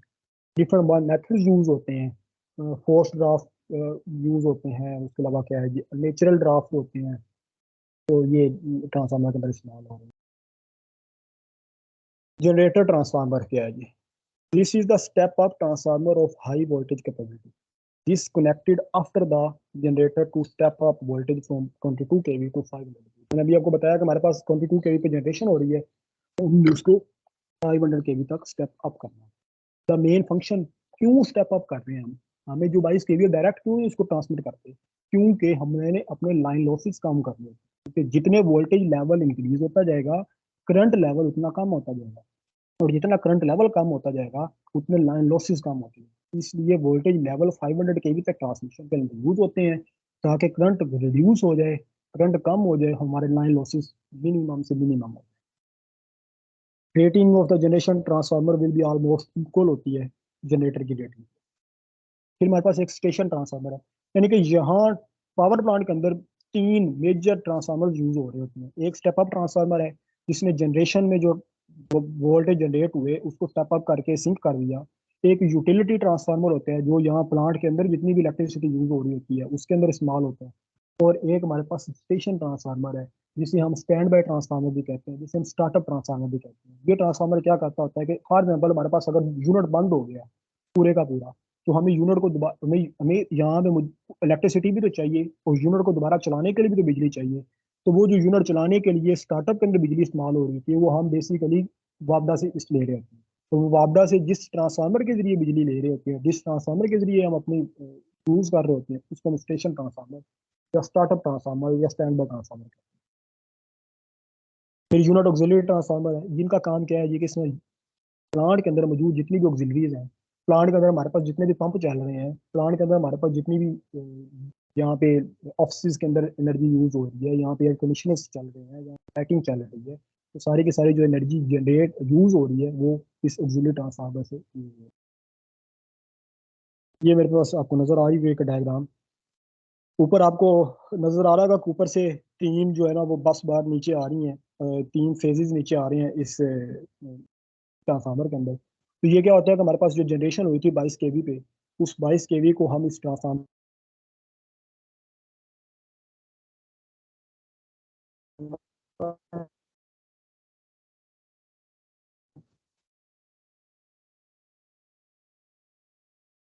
फिर हम हाँ जी, आपकी आवाज़ कट रही है अभी। अपने, जी जी आवाज आ आपके रही है आपको? हाँ, अब क्लियर है जी।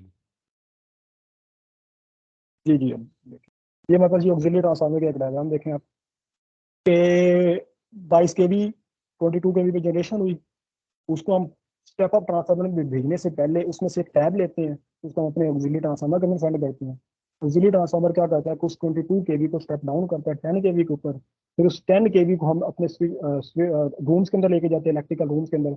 वहां पे फिर एक 10 केवी से 380 वोल्ट स्टेप डाउन ट्रांसफार्मर लगे होते हैं, उसको दोबारा 380 वोल्ट स्टेप डाउन किया जाता है, और फिर हम उसको यहाँ पे यूज करते हैं। और जिन चीजों में 10 केवी यूज होना होता है, एक बार ये हमारे पास बहुत सारे जो हैं वो 10 केवी के भी मोटर्स मौजूद हैं, उसको हम डायरेक्टली 10 केवी में यूज करते हैं। फिर आगे जी हमारे पास आगे स्विच यार्ड। बात यहाँ तक हो गई, वोल्टेज लेवल स्टेप अप कर लिए, ट्रांसफार्मर से स्टेप अप हो गए, उसको हम आगे जाकर स्विच यार्ड के अंदर भेजते हैं। स्विच यार्ड के अंदर बहुत सारे कंपोनेंट्स लगे हुए हैं, हम आगे जाके देखते हैं कि वो क्या क्या है, और फिर उसके बाद हम उसको फाइनली करते हैं। ये बेसिक स्विच यार्ड की लेआउट है। तो स्विच यार्ड के अंदर क्या होगी जी कि बस बार्स होती हैं, वहाँ पे हमारे पास सर्किट ब्रेकर्स होती हैं, वहाँ पे आइसोलेटर्स होती हैं, वहाँ पे हमारे पास इंस्ट्रूमेंट ट्रांसफार्मर्स होती हैं, जिसके अंदर सीटी होता है, सर्किट करंट ट्रांसफार्मर होता है, पीटी वोल्टेज ट्रांसफार्मर होती हैं। और उसके अलावा हमारे पास वहाँ पे सर्ज रेस्टर, लाइटनिंग रेस्टर, इस तरह की बहुत सारी चीज़ें होती हैं। मेन कंपोनेंट्स क्या है जी? आइसोलेटर्स हैं, बस बार्स हैं, आइसोलेटिंग स्विचेस हैं, सर्किट ब्रेकर्स हैं, इंस्ट्रूमेंट ट्रांसफार्मर्स हैं, उसके अलावा मीटरिंग और इंडिकेशन इंस्ट्रूमेंट्स हैं, लाइटिंग रेस्टर्स हैं, और बहुत कंपोनेंट्स। आइसोलेटर और सर्किट ब्रेकर का काम दोनों का सेम है। फर्क क्या है? आइसोलेटर जो होते हैं वो ऑफ लोड ऑपरेशन करते हैं, circuit breaker on load operation करते हैं। हर सर्किट ब्रेकर के आगे और सर्किट ब्रेकर के पीछे, यानी कि फॉर एग्जाम्पल हमारे पास एक लाइन आई जिसको हमने कनेक्ट करना है अपनी बस बार के साथ, तो उसके ऊपर एक सर्किट ब्रेकर लगा हुआ है, तो उस सर्किट ब्रेकर के आगे और पीछे एक एक आइसोलेटर लगा होगा।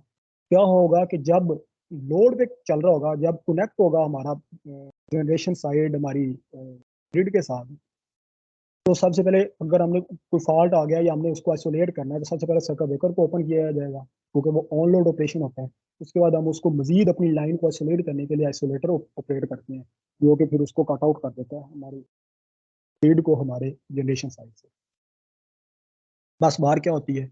बस बार जो है वो एक कंडक्टर है, इसमें इनकमिंग और आउटगोइंग लगी होती है, यानी कि जहाँ से एक कंडक्टर के ऊपर हमने अपनी इनकमिंग लगाई, वहां से एक आउटगोइंग लाइन गई और वो आगे जाके कनेक्ट हो जाएगी। फिर आइसोलेटिंग स्विच होते हैं, यानी कि उसके अलावा अर्थिंग स्विच मौजूद होती हैं, यानी कि जैसे ही हमने अपना आइसोलेटर ऑन ओपन किया, तो उसको फौरन हमने लाइन को ग्राउंड करना होता है, ताकि अंदर कुछ जो स्टैटिक चार्जेस मौजूद हैं वो फौरन से पहले ग्राउंड हो जाए और कोई मसला ना क्रिएट हो। इंस्ट्रूमेंट ट्रांसफार्मर मैंने आपको भी बताया कि दो बेसिक होते हैं। करंट ट्रांसफार्मर होता है, वोल्टेज ट्रांसफार्मर होता है, सीटी और डीटी या पीटी कहते हैं। फिर मीटरिंग के लिए वहाँ के डिफरेंट चीज़ें यूज हो रही हैं। फिर लाइटिंग रेस्टर होता है, अगर कोई लाइटिंग गिर जाए, कुछ सर्ज आ जाए, तो वोल्टेज लेवल को इंक्रीज करने की बजाय उसको फौरन स्विच यार्ड के अंदर क्या है जी? बेसिक मेन चीज के तो आ गई बस बार आ गया। Bus bar term is used for the conductor carrying current to which many connections are made. तो सर इनकमिंग और आउटगोइंग एक कंडक्टर के ऊपर कॉमन लगी होती है, जिसे बस बार कहते हैं। फिर बस बार used in sub stations where the number of incoming lines and outgoing lines take place at the same. Isolator क्या है? Isolators are used for connecting and disconnecting part of electrical installations after de-energizing them by opening their circuit panel. सबसे पहले circuit breaker operate होगा, circuit breaker ने हमारा connection को cut out किया, उसके बाद हम मजीद अपनी सेफ्टी के लिए सिस्टम को आइसोलेट करने के लिए आइसोलेटर्स को ओपन कर देते, फिजिकली कनेक्शन ही खत्म हो जाए हमारी जनरेशन का हमारी ट्रांसमिशन और डिस्ट्रीब्यूशन के साथ। फिर उसके बाद क्या लगा, जो लाइटिंग रेस्टर है। लाइटिंग रेस्टर क्या करते होते हैं कि ये आपको डायग्राम के अंदर थोड़ा सा नजर आ रहा होगा कि एक जो है वो दरमियान के अंदर इंसुलेटर लगा हुआ है, और ऊपर या कोई एक रिंग टाइप का एक कंडक्टर लगा हुआ है। अगर कोई लाइटिंग फॉल आउट होती है किसी भी जगह, तो ये क्या करता होता है कि ये उसको फौरन अपने कंडक्टर के जरिए ग्राउंड कर देता है, ताकि से कोई सर्ज हमारे लाइट ट्रांसमिशन लाइन के अंदर या डिस्ट्रीब्यूशन लाइन के अंदर। हमारे पास जो है मोस्टली जो 500 केवी की ट्रांसमिशन होती हैं, जो 500 केवी की बस बार होती है, उस पे जो कॉन्फ़िगरेशन होती है वो 1.5 स्क्रीन। मतलब क्या होगा कि दो बस बार्स हैं, दोनों बस बार्स के दरमियान जो कनेक्शन है वो तीन सर्किट ब्रेकर्स के जरिए किया जाता है। होगा क्या कि एक बस बार तीनों में से डेढ़ यूज करेगी, और दूसरी बस बार भी उनमें से डेढ़ यूज करेगी। आगे एक डायग्राम है, मैं आपको जरा उसमें मजीद क्लियर करवा दूंगा कि क्या होगा कि तीन सर्किट ब्रेकर्स लगे हुए हैं, एक बस बार का अपना सर्किट ब्रेकर हो गया, एक दूसरी बस बार का सर्किट ब्रेकर हो गया। क्या आप आगे जरा देख लें, ये आप एक कॉमन हमारे इलेक्ट्रिकल सिस्टम के डायग्राम है। ये दो बस बार हैं, एक ऊपर बस बार लगी हुई है, एक नीचे बस बार है, और बस बार के दरमियान में जो एक बे पड़ी हुई है, इस बे में तीन सर्किट ब्रेकर नजर आ रहे होंगे आपको बॉक्स की शक्ल के अंदर। तो ये होगा कि हमारी जो जनरेशन यहाँ से ट्रांसफार्मर से जनरेटर से जनरेट हुई, स्टेप अप ट्रांसफार्मर से हमने उसे स्टेप अप किया, उसके बाद हमने ले जाके दो सर्किट ब्रेकर के दरमियान उसे इन कर दिया। फिर जो हमने आउट गोइंग देनी है अपनी आगे जो हमने ट्रांसमिशन करनी है, वो भी हमने ऊपर वाले दो सर्किट ब्रेकर के दरमियान में से एक टैब उठाई और उसको ट्रांसमिट कर। अब क्या होगा कि ये जो ऊपर वाली ट्रांसमिशन है, ये बेसिकली दो सर्किट ब्रेकर यूज कर रहा है, एक ऊपर वाला सर्किट ब्रेकर और एक ये नीचे वाला सर्किट ब्रेकर। और इसी तरह जो नीचे वाली बस बार है, ये भी दो सर्किट ब्रेकर यूज कर रहा है, एक नीचे वाला सर्किट ब्रेकर और एक ऊपर वाला। मतलब क्या होगा कि दोनों बस बार एक और दूसरे का हाफ यूज कर रही होती है। फायदा इसका क्या होता है? फ़ायदा क्या होता है जी, कॉन्फ़िगरेशन इज़ मोर एक्सपेंसिव ज़रूर है ये, लेकिन इसकी जो दूसरी ऑप्शन है उसके उसके जो कंपैरिज़न में ये रिलायबल है। क्योंकि अगर किसी एक सर्किट ब्रेकर के ऊपर हमारा कोई वर्किंग आ गई, कोई मेंटेनेंस आ गई, कोई फ़ॉल्ट आ गया, तो हम ये तो नहीं ना कर सकते कि हम अपने सिस्टम को आइसोलेट कर दें, सारा कुछ ही खत्म कर दें, नहीं, हम एक सर्किट ब्रेकर के अंदर वो मसला है, तो हम उसको बंद करके दूसरे सर्किट ब्रेकर से अपनी ट्रांसमिशन और अपनी जनरेशन को कनेक्ट रखते हैं, ताकि कोई मसला कोई कोई इशू ना जनरेट।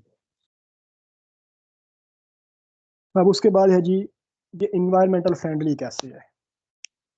हमारा जो ये वाला प्रोजेक्ट है, ये जो साहिवाल कोल पावर प्लांट पे लगा हुआ है, इसको एनवायरमेंट फ्रेंडली बनाने के लिए 3 मेजर चीज़ें इस्तेमाल की हैं। एक सोफ़ा बर्नर यूज़ किया गया है, एक ईएसपी है जिसे इलेक्ट्रोस्टैटिक प्रेसिपिटेटर कहते हैं, तो एक एब्जॉर्प्शन टावर है जिसके अंदर एक प्रोसेस होता है एफजीबी, फ्लू गैस डीसल्फराइजेशन प्रोसेस होता है, वो देखते हैं क्या होता है। सोफ़ा बर्नर क्या है, हमारे फर्नेस के अंदर हमने एक मेन बर्नर तो यूज़ किया जिसने हमारी कोल को बर्न आउट करना था, लेकिन हमने वहाँ पे एक एक्स्ट्रा बर्नर, एक और बर्नर भी इस्तेमाल किया जिसे हम सोफ़ा बर्नर कहते हैं। सोफ़ा बर्नर क्या करेगा कि ये बहुत ज़्यादा एक्स्ट्रा अमाउंट के अंदर ऑक्सीजन को एंटर करेगा फर्नेस के अंदर, ताकि अगर कोई थोड़ा बहुत भी कोल का पार्टिकल अनबर्न्ड रह गया है, तो वो मज़ीद ऑक्सीजन मिलने से, मज़ीद एयर मिलने से वो बर्न आउट हो।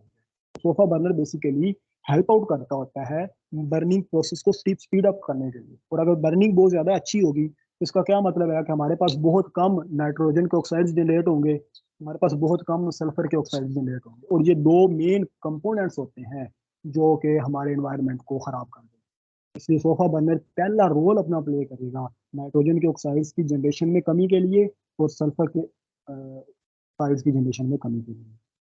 दूसरे नंबर पे ईएसपी लगी हुई है, यानी कि फ्लू गैस हमारे पास निकली, फर्नेस के अंदर कोल बर्न हो गया, फ्लू गैस जनरेट होगी, फ्लू गैस हमारे पास हमें निकालनी है, लेकिन जो फ्लू गैस है उसके अंदर ऐश भी तो होगी ना, वो जो फ्लाई ऐश होती है, वो धुएं के अंदर जो मौजूद होती है, उससे निकालने के लिए उस फ्लू गैस में से, ताकि वो इन्वायरमेंट के अंदर ना जाए, हमारे पास एक ईएसपी लगी है जिसे इलेक्ट्रोस्टैटिक प्रेसिपिटेटर कहते हैं।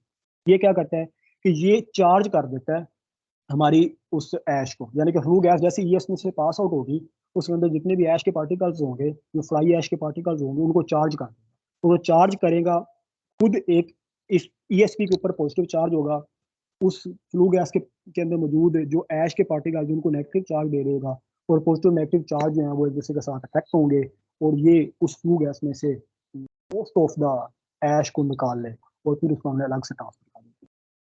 अब यहाँ से भी अगर कुछ बच गया है, सोफा बर्नर ने काम अपना किया, उसने नाइट्रोजन के ऑक्साइड्स में कमी की, उसने सल्फर के ऑक्साइड में कमी की, ईएसपी ने काम किया, उसने ऐश को निकाल लिया, लेकिन अगर फिर भी कुछ सल्फर के ऑक्साइड्स बच गए हैं, तो हम आगे ऑब्जर्वेशन टावर लगाया हुआ है जिसके अंदर एक प्रोसेस होता है FGD process, flue gas D sulphurisation process.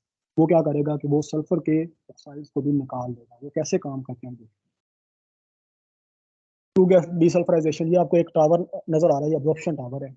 हमने फ्लू गैस को सेंड किया, और फ्लू गैस को बाहर निकालने से पहले, यानी कि स्टैक में भेजने से पहले, दरमियान में हमने अपने एक लाइन स्टोन को स्प्रे किया। आपको नीचे नजर आ रहा होगा कि लाइन स्टोन जो है वो ऊपर से नीचे स्प्रे किया जा रहा होता है, नीचे से फ्लू गैस ऊपर जा रही होती है, फ्लू गैस लाइन स्टोन के साथ रिएक्ट करती है, और इस फ्लू गैस के अंदर मौजूद सल्फर के ऑक्साइड्स होते हैं वो लाइन स्टोन के साथ एक्ट करते हैं, और बाय प्रोडक्ट के तौर पे जिप्सम जनरेट कर देते हैं, और खुद जो है वो सल्फर के कंपाउंड होते हैं फ्लू गैस में।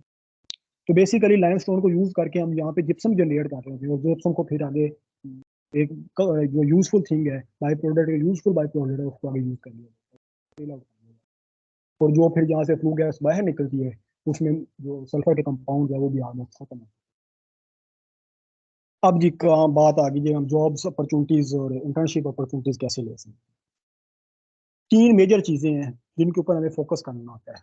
हम क्या करते हैं जी कि हम अपनी स्टडी के दौरान ना अभी भी सीवी के ऊपर काम करते हैं, ना हम अपने लिंक्डइन प्रोफाइल के ऊपर काम करते हैं, और ना ही हम अपनी स्किल्स इंप्रूव करते हैं। हमें इन तीनों को करना बहुत जरूरी है। अपनी सीवी को इम्प्रूव करना बहुत जरूरी है, अपने लिंक्डइन की प्रोफाइल बनाना बहुत जरूरी है, और फिर अपनी स्किल्स को बूस्ट अप करना बहुत। फॉर एग्जाम्पल जी, मैंने साइबर कॉल पर काम के अंदर अप्लाई किया, मैंने एक सीवी बनाई, मैंने यहाँ पे सेंड कर दी। मैंने फॉर एग्जाम्पल जी एक और मुझे कहीं से जॉब अपॉर्चुनिटी मिली, कहीं से मुझे एक ऐड मिली, मैंने वही वाली सीवी उठाई, मैंने उसको सेंड कर, मुझे कहीं और से एक बंदे की पता लगा जी कि वहाँ पे वो जॉब की अपॉर्चुनिटी है जी, वहाँ पे ऐड आई हुई है, मैंने वही वाली सीवी उठाई, मैंने प्रेजेंट कर दी। मेरा ख्याल है कि मैंने भी यही काम किया है था, और आप में से भी मोस्ट ऑफ जो है वो यही काम ही करते हैं कि सीवी एक पकड़ी और उसको 20 25 30 लोगों को सेंड कर दिया। नहीं भाई, अगर हर बंदे, अगर सारी जॉब सेम होती तो फिर आप लोग अलग अलग क्यों अप्लाई कर रहे हैं? हर बंदे ने एक अलग चीज को रिक्वायर किया होता है, इसलिए हर बंदे के लिए एक अलग सीवी बनाई है। साहिवाल के लिए अप्लाई किया, अलग सीवी बनाए, XYZ के लिए अप्लाई किया, अलग अलग सीवी बनाए सबके लिए। सीवी बनाने के लिए मैं आपको एक चैनल रिकमेंड करता हूँ, मैंने खुद भी यहाँ से बहुत सारी चीज़ें देखी हैं, यूट्यूब के ऊपर है, अर्बन फाइट के नाम से। वह प्रॉपर गाइड किया जाएगा उसके ऊपर आपको कि किस तरह एक सीवी बनाई जाती है, और उसको कौन कौन सी, मतलब ऐड आई, ऐड के अंदर से कौन सी भी चीज़ें हैं जिनको देखा जाए और उसको अपनी सीवी के अंदर डाला जाए। क्योंकि वहाँ पे जब हम ईमेल सेंड कर देते हैं, वहाँ पे फॉर एग्जाम्पल ये 5 पोस्टें हैं एक जॉब के लिए, उस बंदे के पास 1000 ईमेल्स आ गई हैं, तो वो उसने क्या, मतलब हर ईमेल थोड़ी बैठ के पढ़ेगा, वहाँ पे जो है ना वो उसको ऑटोमेटिकली फिगर आउट किया जाता है, ऑटोमेटिकली कुछ सीरीज को शॉर्ट लिस्ट किया जाता है। वो सीरीज शॉर्ट लिस्ट कैसे होती है कि वो जो ऑटोमेटिक सिस्टम है वो इतना इंटेलिजेंट तो नहीं है, उसने कुछ कंपोनेंट्स फीड किए, उसने वो कंपोनेंट देखने जिसकी सीरी के अंदर मौजूद है वो निकाल लेगा। लिहाजा वो वाले जो कंपोनेंट्स है वो हमें उसके अंदर डालने हैं, वो कैसे डालने हैं वो हमें उसकी एड से देख कर डालने हैं, वो आपको इंशाल्लाह यहाँ पे फिर लिंक्डइन की प्रोफाइल अपनी जनरेट कर लें, जो स्टूडेंट्स हैं वो भी से जनरेट कर लें, जो अभी तक अपनी ग्रेजुएशन अभी कंप्लीट कर चुके हैं वो भी डेफिनेट बात है कि अपनी जो है ना वो लिंक्डइन की प्रोफाइल को इम्प्रूव करें। बनाना मकसद नहीं है, उसे बेहतर बनाना मकसद है। उसके अंदर डिफरेंट कोर्सेज करें, अपनी स्किल्स को इम्प्रूव करें। जैसे फॉर एग्जाम्पल जी, आपके पास अगर कोई जॉब नहीं मिल रही अभी तक किसी को, तो वो अपनी इस दौरान में टाइम वेस्ट करने की बजाय अपनी स्किल्स को इम्प्रूव कर ले, अपने डिफरेंट कोर्सेज कर ले, PLC का कोर्स कर ले, उसके अलावा जो है डिफरेंट सेफ्टी के कोर्सेज कर ले, आयुष कर ले, नबोश कर ले, डिफरेंट और चीज़ों के कोर्सेज कर ले, तो उसको अपनी लिंक्डइन की प्रोफाइल के अंदर फीड करता है। लेकिन लिंक्डइन की प्रोफाइल के अंदर तो आ गया, अब वहां से लोगों को कैसे पता चलेगा? वो अपने कनेक्शंस को इम्प्रूव करने से पता चलेगा। अपने कनेक्शंस को बढ़ाते रहें, डिफरेंट किस्म के लोगों को फॉलो करते हैं, डिफरेंट किस्म के लोगों के साथ अपने कनेक्शंस क्रिएट करते हैं, और डिफरेंट कंपनीज को फॉलो करते हैं इंशाल्लाह। इसके अलावा जो है अभी ये आप देखें, सी पैक के अंदर आके बहुत सारे नए पावर प्लांट्स और बहुत सारी नई पावर जनरेशन हो रही हैं।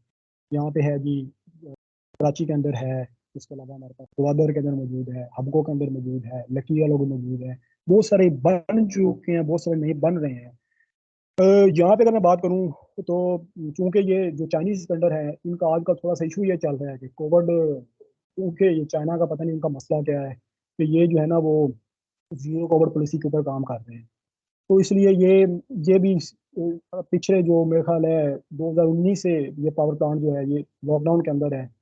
तो यहाँ पे अभी तक 2019 के अंदर इनकी इंटर्नशिप हुई थी, उसके बाद अभी तक इन्होंने कोई इंटर्नशिप नहीं करी, क्योंकि ये जब हम लोग यहाँ पे आते हैं तो मेरा हम 5 से 6 महीने 7 महीनों के बाद यहाँ से दोबारा घर जाते हैं, और फिर दोबारा जो है वो दोबारा आते हैं तो पहले क्वारंटीन होता है, उसके बाद इसी होप्स हो के 1 साल के बाद या कुछ 5 महीनों के 6 महीनों के बाद ये अपने नॉर्मल सिचुएशन के ऊपर आ जाए, तो फिर बहुत सारी जॉब अपॉर्चुनिटीज, बहुत सारी अच्छी अपॉर्चुनिटीज।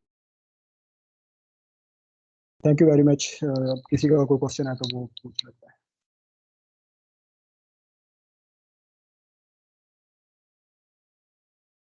जी जी, स्टूडेंट्स किसी का question audience, so just please ask. अस्सलाम वालेकुम। जी वालेकुम अस्सलाम।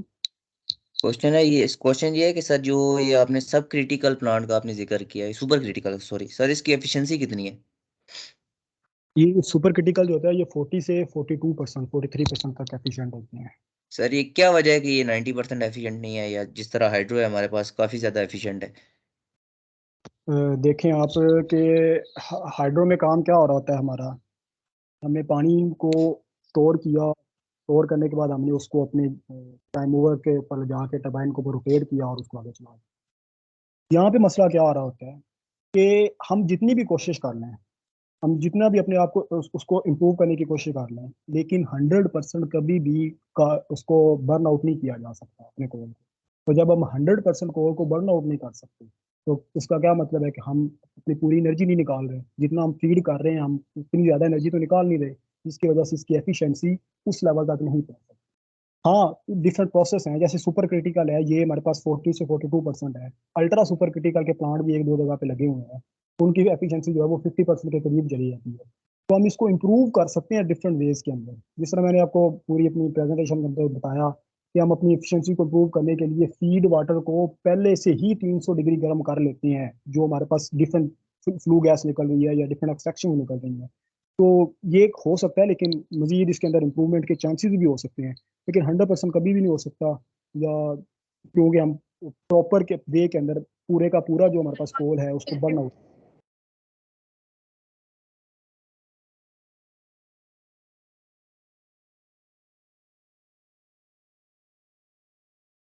जी, और कोई? अस्सलाम वालेकुम सर। सर इसके अंदर हम जी जो कोयल यूज़ कर रहे हैं, कौन सी टाइप का कोयल यूज़ कर रहे हैं? हमारे पास आप टाइप किस तरह के मतलब पूछना चाह रहे हैं, कहाँ से कॉल आ रही है ये पूछना चाह रहे हैं? सर नहीं, जिस तरह के हमने सर ने बताया था ना क्लास में कि ये थर की तरफ जो लिग्नाइट कोयल होता है, लेकिन हम जी जी। इंपोर्ट भी करते हैं कोयल। तो इनमें से कौन सा वाला कोयल हम यूज़ कर रहे हैं यहाँ पे? एक तो लिग्नाइट कोयल जो होता है, दूसरा भी कोयल होते हैं। देखिए, कोल जो है, जो जो थार वाला कोल है वो यहाँ पे हमने यूज कर रहे हैं। हम यहाँ पे जो पहले कोल यूज कर रहे थे वो इम्पोर्ट हो रहा था रशिया से, लेकिन अभी जो है वो अफगानिस्तान से कोल को लेके यहाँ पे आया है। तो जो लिग्नाइट कोल होता है उसमें इशू ये होता है कि जो थार वाला कोल है उसके अंदर मसला ये है कि उसके अंदर वाटर कंटेंट बहुत ज्यादा है। वो कोल पड़ा हुआ ऐसे लगता है जैसे उसके अंदर पानी डाला हुआ है किसी ने। तो इतना वाटर कंटेंट जो होता है वो एक तो यहाँ पे हमारी कोल मिल्स को ब्लॉक कर देता है। दूसरा हमारे पास उसका इशू ये आता है कि हम उसको ड्राई नहीं कर सकते, उस हद तक ड्राई नहीं कर सकते कि वो फिर मजीद उसकी एफिशिएंसी ड्रॉप हो जाएगी। उसको अगर हम बगैर गर्म मतलब ड्राई आउट किए फर्नेस के अंदर भेज देंगे तो क्या होगा कि उससे हमारी जो बर्निंग मजीद कम हो जाएगी, तो फिर एफिशिएंसी हमारे पास मजीद ड्रॉप हो। तो इसलिए हम यहाँ पे वो वाला कोल नहीं यूज कर रहे हैं। हम यहाँ पे कोल जो आ रहा है, अभी जो यूज हो रहा है वो अफगानिस्तान से आ रहा है। हाल तो उसके अंदर भी थोड़े से इश्यूज हैं, थोड़े से प्रॉब्लम्स हैं, लेकिन ये है कि हम उसको थोड़ा सा चला रहे हैं। तो होप्स हो के थोड़ी सी इम्प्रूवमेंट करके हर वाले कोर्स के ऊपर भी आ अस्सलाम वालेकुम जाए। सलाम। सर, ये हम क्या कहते हैं, दिन में कितने घंटे चलाते हैं इससे पावर प्लांट को? ये जो पावर प्लांट होते हैं ना, देखिए आपको प्रोसेस जो होता है ना, हमारे पास जो डिस्पैचिंग प्रोसेस होता है वो डिपेंड कर रहा होता है एनपीसीसी के ऊपर और एनटीडीसी के ऊपर। हमें एनपीसीसी ने कमांड देनी होती है कि आपने इस वक्त अपना लोड इतना देना है हमें, और इतने घंटे आपने चलाना है, और ये इस टाइम आपने बंद कर देना। होता ये है कि हम कभी भी अपने प्लांट को या अपने यूनिट को हाफ लोड से नीचे नहीं लेके जा सकते। फॉर एग्जाम्पल 660 मेगावाट का यहाँ पे प्लांट लगा हुआ है, तो हम 330 340 से नीचे नहीं लेके जा सकते, क्योंकि हम उससे नीचे लेके जाएंगे तो फिर कंपोनेंट डैमेज होने का ज़्यादा चांसेस होते हैं। तो इसलिए एनपीसीसी कमांड देती है कि आप इस टाइम पे अपना लोड 400 कर दें, इस टाइम पे अपना लोड 600 कर दें, इस टाइम पे अपना लोड 500 कर दें। तो हम उनकी कमांड के मुताबिक अपना प्रोसेस चला रहे होते हैं। Okay sir, thank you. अस्सलाम वालेकुम सर। वालेकुम अस्सलाम। सर आपसे पूछना था कि कोल पावर प्लांट में मेंटेनेंस के क्या चैलेंजेस आते हैं? देखें, मेंटेनेंस में अब ये फॉर एग्जाम्पल अगर हम पल्वराइजिंग सिस्टम को लें, तो यहाँ पे जो मेन चैलेंज होता है मेंटेनेंस का वो ये होता है कि हमारा जो कोल फीडर होता है ना ब्लॉक हो जाता है। इशू यही है, मैंने भी आपको बताया कि अगर हम थार का कोल है तो उसके अंदर पानी बहुत ज़्यादा मौजूद है। जो अभी अफगानिस्तान का कोल यूज़ कर रहे हैं ये भी बेसिकली बहुत ज़्यादा जो है ना वो पानी मौजूद है, इसके अंदर भी बहुत ज़्यादा वाटर कंटेंट मौजूद है। तो जब वो कोल जो हमें ड्राई करना है वो मिल के बाद उसको ड्राई किया जाता है, मिल से पहले उसे ड्राई नहीं कर सकते क्योंकि उसके बर्न आउट होने के चांसेस ज़्यादा होते हैं। तो एक तो मेन प्रॉब्लम ये होता है कि वो हमारे पास फीडर ब्लॉक कर देता है। जब फीडर ब्लॉक हो जाएगा तो मिल के अंदर जाते ही नहीं कोल। जब कोल मिल के अंदर नहीं जाएगा तो मिल ट्रिप होने का खतरा होता है, तो जब मिल ट्रिप हो जाता है तो लोड फौरन गिर जाता है। तो एक तो ये मसला है। उसके अलावा हमारे पास यहाँ पे और इश्यूज जो मेजर आते होते हैं वो हमारे पास हैं जी, कि लीकेजेस हो रही हैं, कोई न्यू ऑयल की लीकेज हो रही है, या कोई और लीकेज हो रही है, कोई वाटर लीकेज हो रही है, या कोई और मेन इशू आ रहा है। तो जो मेजर चीज़ें हैं वो ये वाली होती है। कहीं अगर हमारे पास लास्ट टाइम इशू ये भी आया था कि हमारे जो वाटर वाल्स हैं जो फर्नेस के अंदर लगे हुए वहाँ से कोई लीकेज हो जाती है। तो फिर ये होता है कि हम उसे अपने अभी अभी अभी अभी ये जो है ना, ये इस मंथ के अंदर यहाँ पे मेंटेनेंस चल रही है, तो सारे के सारे जो यूनिट है उसको हमने खोल के उसकी हर हर चीज़ को दोबारा से ठीक किया, मैनेज किया उसे। अस्सलाम वालेकुम sir. सलाम। Sir, I have a question. जी जी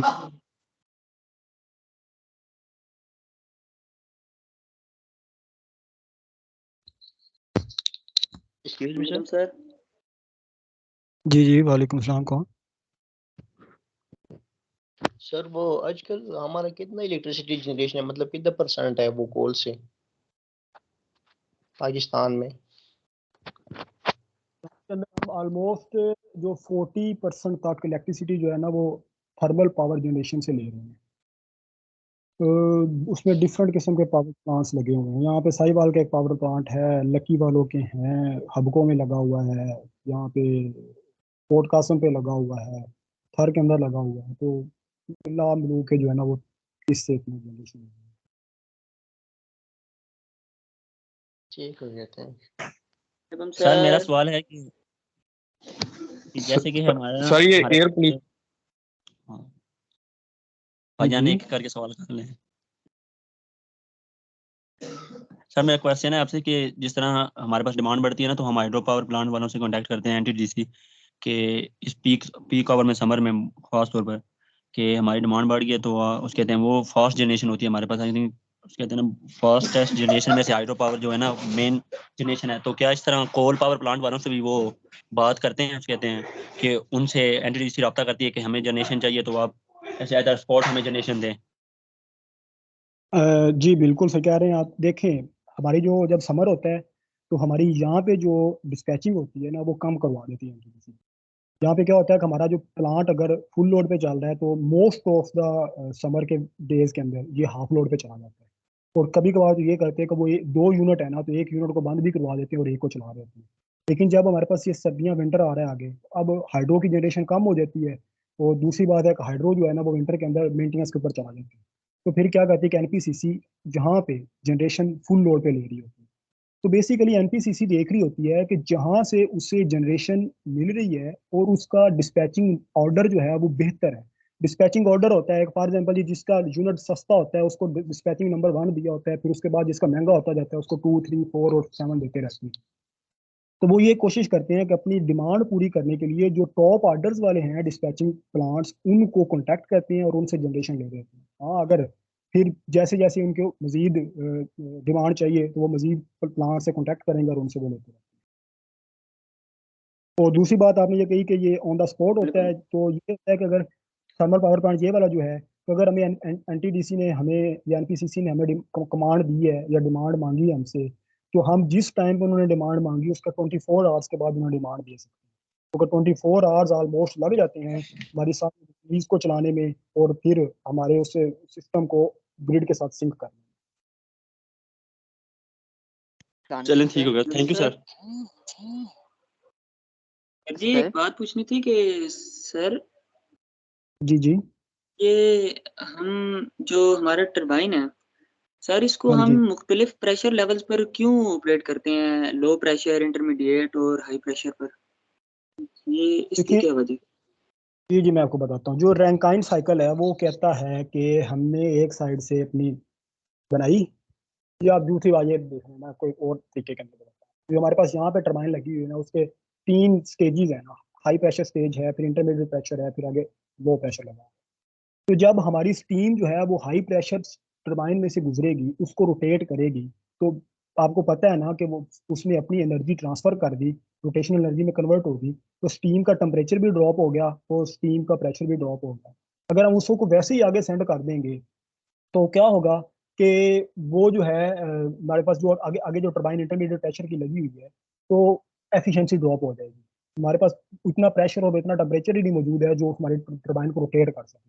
तो लिहाजा हम क्या करेंगे कि उसको दोबारा निकाल के रीहीट किया जाएगा, उसके प्रेशर और टेम्परेचर को दोबारा इंप्रूव किया जाएगा, फिर दोबारा लगा के उसको इंटरमीडिएट प्रेशर में दोबारा। आप ये कह रहे हैं कि हमें एक ही टरबाइन क्यों नहीं यूज की सारे को बनाने के लिए? तो अगर हम एक ही टरबाइन यूज कर लेंगे तो उससे क्या होगा कि हमारे पास एक दफा हमने स्टीम डाली, उसका प्रेशर ड्रॉप हो गया, टेम्परेचर ड्रॉप हो गया, तो हमारी एफिशिएंसी ड्रॉप होगी। बेसिकली एफिशिएंसी इंप्रूव करने के लिए स्टीम टरबाइन के डिफरेंट स्टेजेस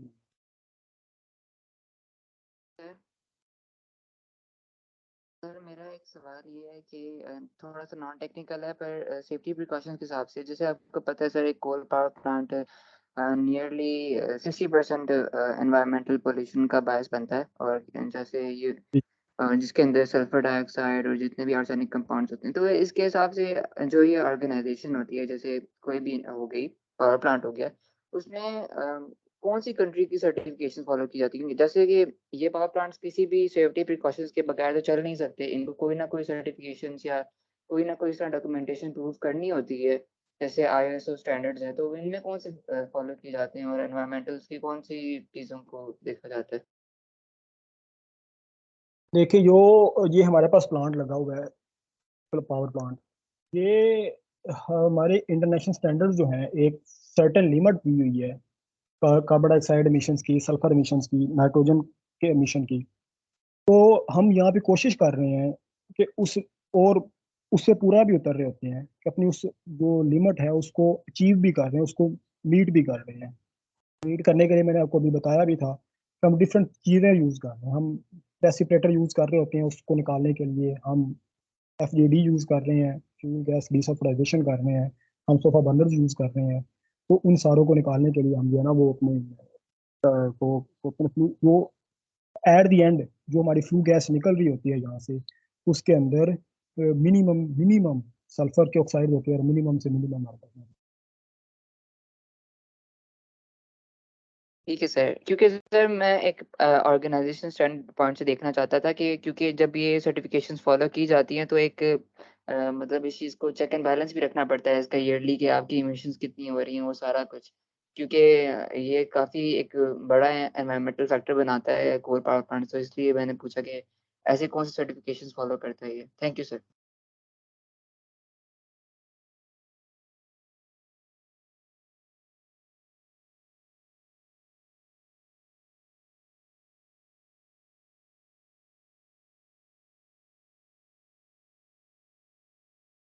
किसी और का क्वेश्चन है तो पूछ लें, otherwise we will end this session please. Excuse me sir, इसमें हम स्पीड इंक्रीजर लगा सकते हैं ताकि हम अपने आरपीएम इंक्रीज कर सकें? स्पीड इंक्रीजर क्यों लगाना चाहते हैं आप आरपीएम इंक्रीज क्यों करना चाहते हैं, पहले वो मुझे बताएंगे आप प्लीज। सर काफ़ी हाइडल पावर स्टेशन में ऐसा देखा है कि उनके फॉर एग्जांपल जो आरपीएम होते हैं वो 75 होते हैं, तो वो स्पीड इंक्रीजर यूज़ करके अपने आरपीएम को 750 पर ले जाते हैं ताकि उनकी जो जनरेशन है वो उस लिहाज से, क्योंकि वो रन ऑफ रिवर होते हैं तो उनकी आरपीएम मेंटेन रहे, तो उस लिहाज से अगर इसका कभी इस तरह कोई सिस्टम। देखें मैं आपको ये बताता हूँ, जो हमारी जनरेशन हो रही है ना उसे हमें 50 हर्ट्ज मेंटेन करना ज़रूरी है, क्योंकि हमने जब अपने जनरेशन को ग्रिड के साथ सिंक करना होता है तो उसमें दो ही मेन चीज़ें होती है जिनको देखा जाता है, एक वोल्टेज लेवल देखे जाते हैं और दूसरे हमारे पास फ्रीक्वेंसी को देखा जाता है। तो हमें 50 हर्ट्ज फ्रीक्वेंसी बनाने के लिए 2 पोल जनरेटर यूज हो रहा है, तो हमें 3000 आरपीएम चाहिए। तो हमारी जो टरबाइन होती है उसके अंदर हम स्पीड स्टीम है उसके जरिए हम टरबाइन को 3000 आरपीएम पे रोटेट कर रहे हैं। वो स्टीम टरबाइन जो है वो हमारे जनरेटर को 3000 आरपीएम पे रोटेट कर रही है, वो आगे हमारी जनरेशन जो वो 50 हर्ट्ज की जनरेट कर रही है। तो लिहाजा हमें ज़रूरत ही नहीं है अपने मजीद यहाँ पे लगाने की, स्पीड को इंक्रीज करने की, क्योंकि अगर हम मजीद इसको इंक्रीज करेंगे 3000 आरपीएम से ऊपर लेके जाएंगे तो हमारी फ्रीक्वेंसी डिस्टर्ब होगी। इसलिए फ्रीक्वेंसी को मेंटेन करने के लिए हमें उतनी जनरेशन स्टीम से उतनी स्पीड मिल रही है जो जिससे हम अपने जनरेशन कर सकते हैं। सर ये मैंने पूछना था कि कोल में जो हम हमारे जो जनरेटर होता है उसके पोल बहुत कम क्यों होते हैं? जस्ट लाइक हार्डल में जो होते हैं उसमें हम पोल ज़्यादा रखते हैं तो उससे आरपीएम हमारे कम हो जाते हैं, तो इसमें भी हम पोल ज़्यादा नहीं कर सकते? देखें जरा मैं आपको ये बात बताता हूँ कि हाइडल में जो होता है वो अगर हमने 2 पोल रखे हैं ना, तो 2 पोल रखने से हमें आरपीएम चाहिए 3000 आरपीएम। हमारी जो स्टीम है या जो थर्मल जनरेशन हो रही है या यहाँ पे जो जनरेशन हो रही है ये क्या करेगा कि ये 3000 आरपीएम जनरेट करवा देगा। हमारी स्टीम का प्रेशर इतना है तो हमारी टरबाइन को 3000 आरपीएम पे रोटेट करवा देगी, जिसके लिए हमें 2 पोल की जरूरत है। हाइडल में क्या होगा कि हमें उस लिहाज से स्पीड ही नहीं मिल रही होती, इसलिए हम पोल्स को इंक्रीज करके अपनी फ्रीक्वेंसी को मेंटेन करते हैं। तो कोशिश ये की जाए कि कम से कम पोल रखे जाएं, क्योंकि अगर पोल कम से कम होंगे तो हमारे पास जो कम्प्लेक्सिटी है वो कम से कम होगी। अगर स्पीड हमें इतनी मिल रही है तो हम अपनी पूरी कोशिश करेंगे कि 2 पोल्स ऊपर ना जाए, लेकिन अगर स्पीड ही नहीं हमें इतनी मिल रही, जैसे हाइडल के अंदर हमें स्पीड ही नहीं 3000 की मिल रही, तो इसलिए हम क्या करते हैं कि वहाँ पे पोल को इंक्रीज करके अपनी फ्रीक्वेंसी को 50 हर्ट्ज तक ले जाते हैं।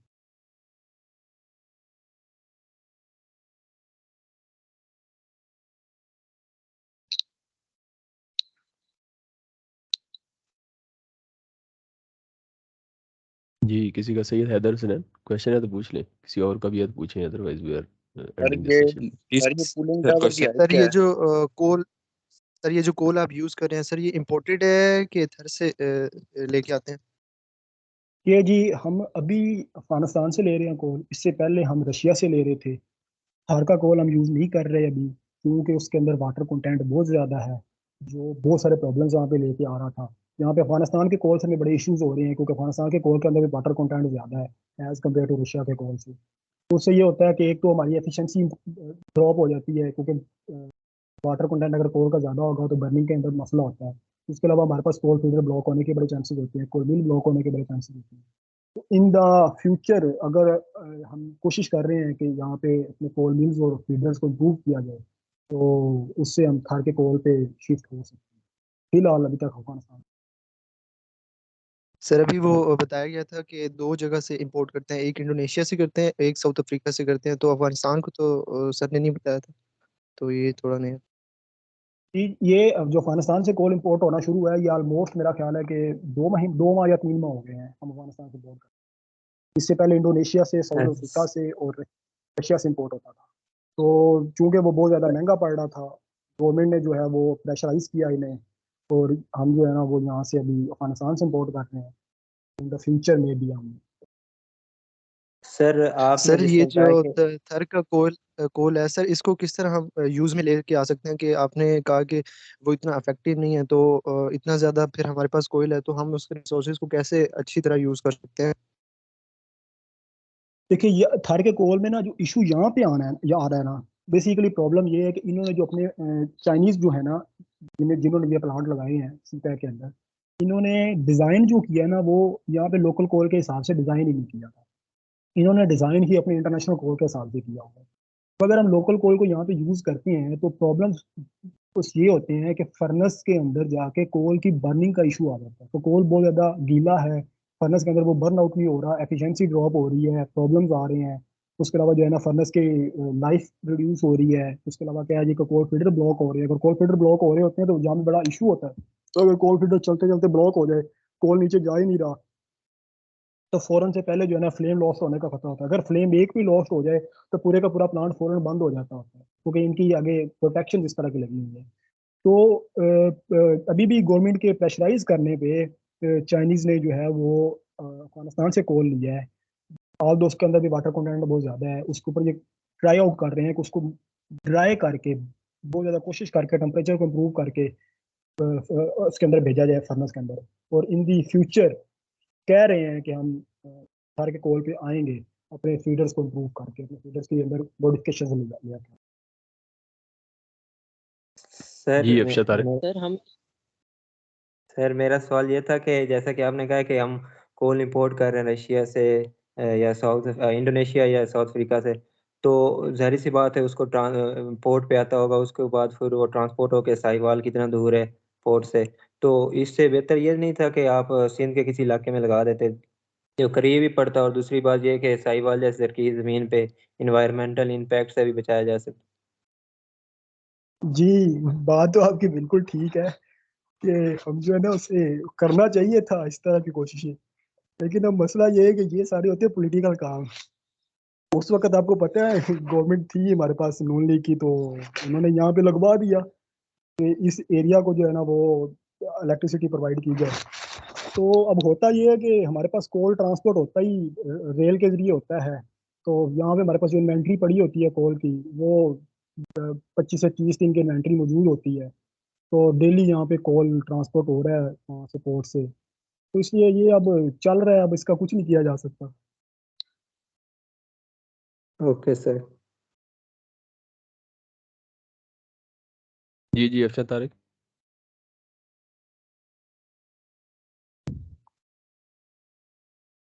सर आपने जो सीवी के लिए वेबसाइट बताई थी सर वो दोबारा बता दें, वो यूट्यूब चैनल।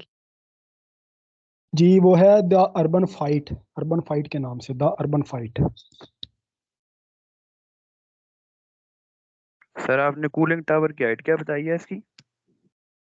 ये हमारे पास है यहाँ पे 72 मीटर का हाइट। वैसे मेरा ख्याल है कितनी है, मुझे अभी तक सही तरह से याद नहीं है। 72 मीटर है, मेरा ख्याल है। सर इसमें वाटर कहाँ से आ रहा है? रिवर से ले? क्या मतलब ये वाटर किस तरह इसमें डाल रहे हैं? हाँ जी, वाटर जो यूज हो रहा है सर्कुलेटिंग वाटर, वो क्या है जी कि हमारे जो जहाँ पे ये प्लांट लगा हुआ है ना, इसके बिल्कुल साथ हमारे एक नहर चल रही है। तो नहर से हम पानी को लेके अपने पॉन्ड्स के अंदर स्टोर करते हैं, और उन पॉन्ड से पानी जो है वो हम यूज कर रहे हैं। तो कभी अगर उसके अंदर वाटर लेवल कम हो रहा था तो दोबारा नहर से पानी ले लिया जाता है।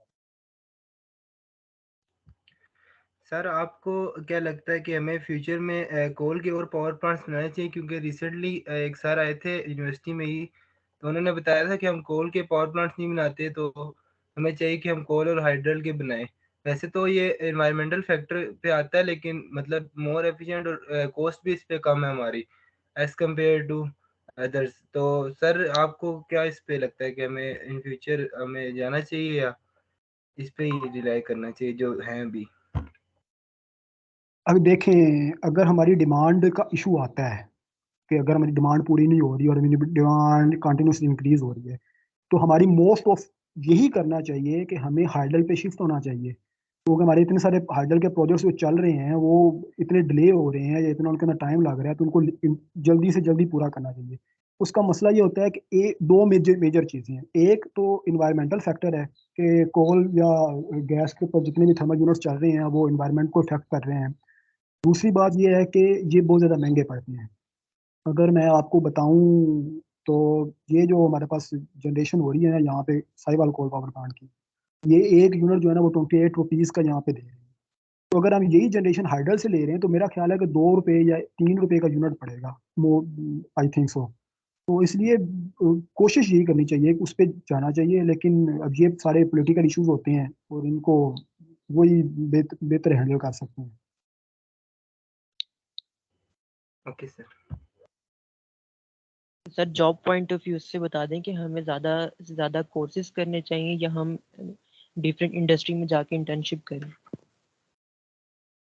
देखें, जो पहली प्रेफरेंस है ना वो है इंटर्नशिप्स, और सेकंड अपनी प्रेफरेंस रखें अपने कोर्सेज। अगर आपको इंटर्नशिप्स इजीली मिल रही हैं, डिफरेंट इंडस्ट्रीज में मिल रही हैं, तो डेफिनेट बात बगैर पैसे के जाके इंटर्नशिप्स करें, काम करें, अपनी स्किल्स इंप्रूव करें, अपना एक्सपीरियंस इंप्रूव करें। हाँ, अगर किसी को नहीं मिल रही इंटर्नशिप के भी अपॉर्चुनिटीज नहीं मिल रही, तो फिर घर में फारग बैठने की बजाय या इधर उधर काम करने की बजाय उसे चाहिए कि वो अपने कोर्सेज डिफरेंट करे, ताकि अपनी सीवी इंप्रूव करनी है। मेन चीज अपनी सीवी इंप्रूव करनी है, तो वो एक्सपीरियंस से इंप्रूव कर लो या वो डिफरेंट कोर्सेज से इंप्रूव कर लो, तो फिर वो जॉब के चांसेस इंक्रीज हो जाते हैं।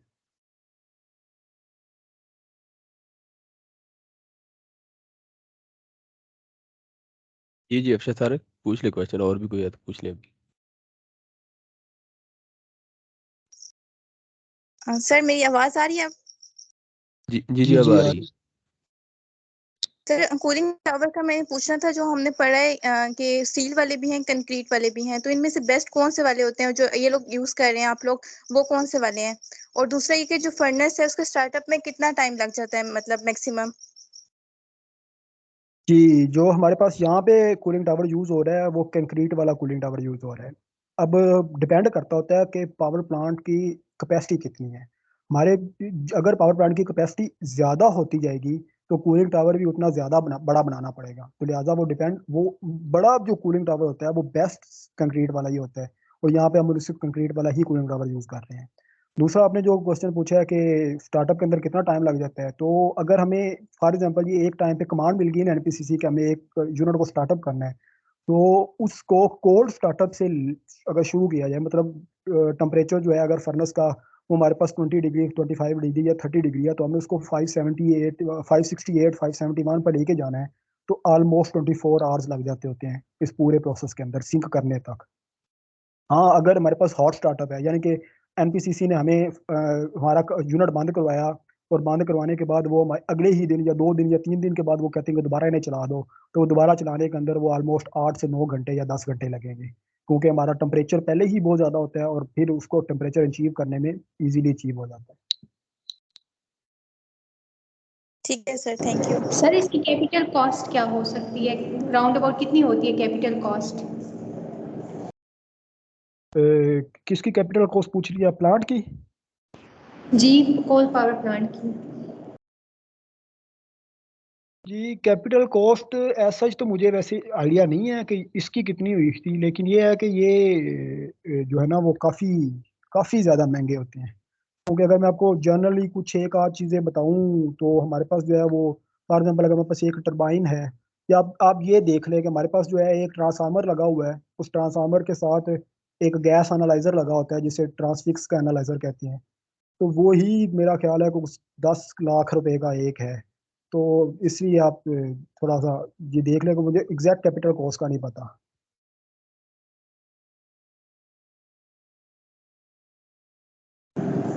Okay sir.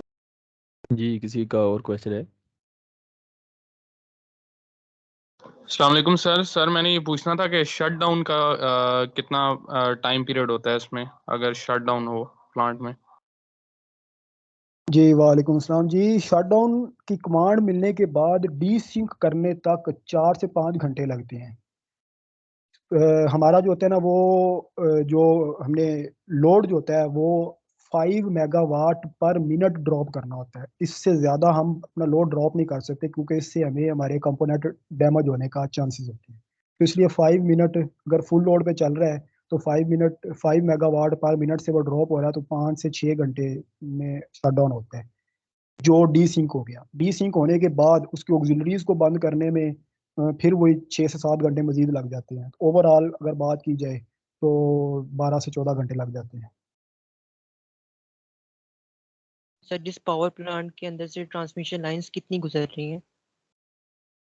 ये वाला जो पावर प्लांट है, यहाँ पे 2 यूनिट्स काम चल रहे हैं और एक ट्रांसमिशन लाइन हम यहीं पे साहिवाल के साथ ही यूसुफ वाला ग्रिड है एनपीसीसी एनटीडीसी का, उसको दे रहे हैं।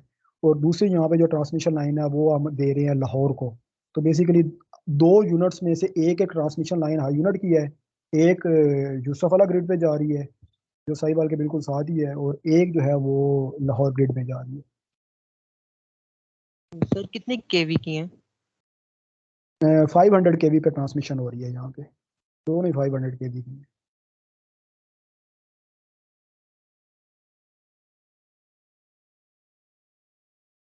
जी, एनी अदर क्वेश्चन?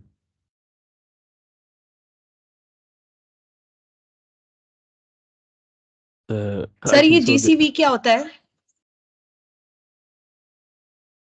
जीसीबी कौन सा पूछ रही हैं आप? सर ये कोल पावर प्लांट में अमूमन टर्म यूज की जाती है।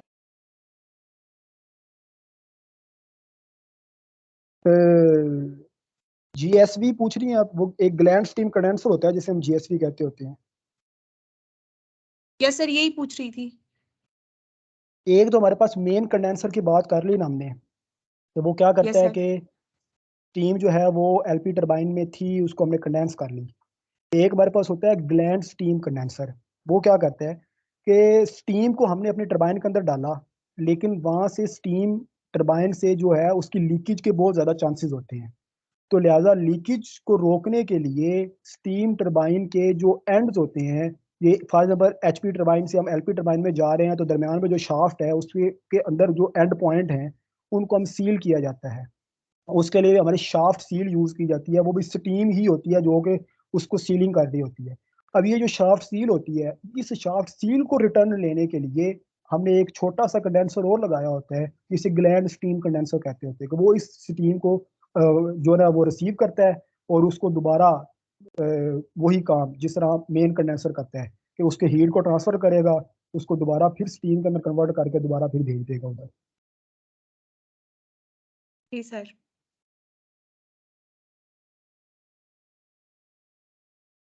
जी, any other question? Okay, I think so. There is no question, so let's end this session. Sir Raheen Razack sir, thank you very much for patiently answering all the questions raised by the audience. Or I hope to see you inshallah again. And thank you again very much. Thank you. जी जी welcome sir इंशाल्लाह. Thank you. Allah Hafiz. Allah Hafiz.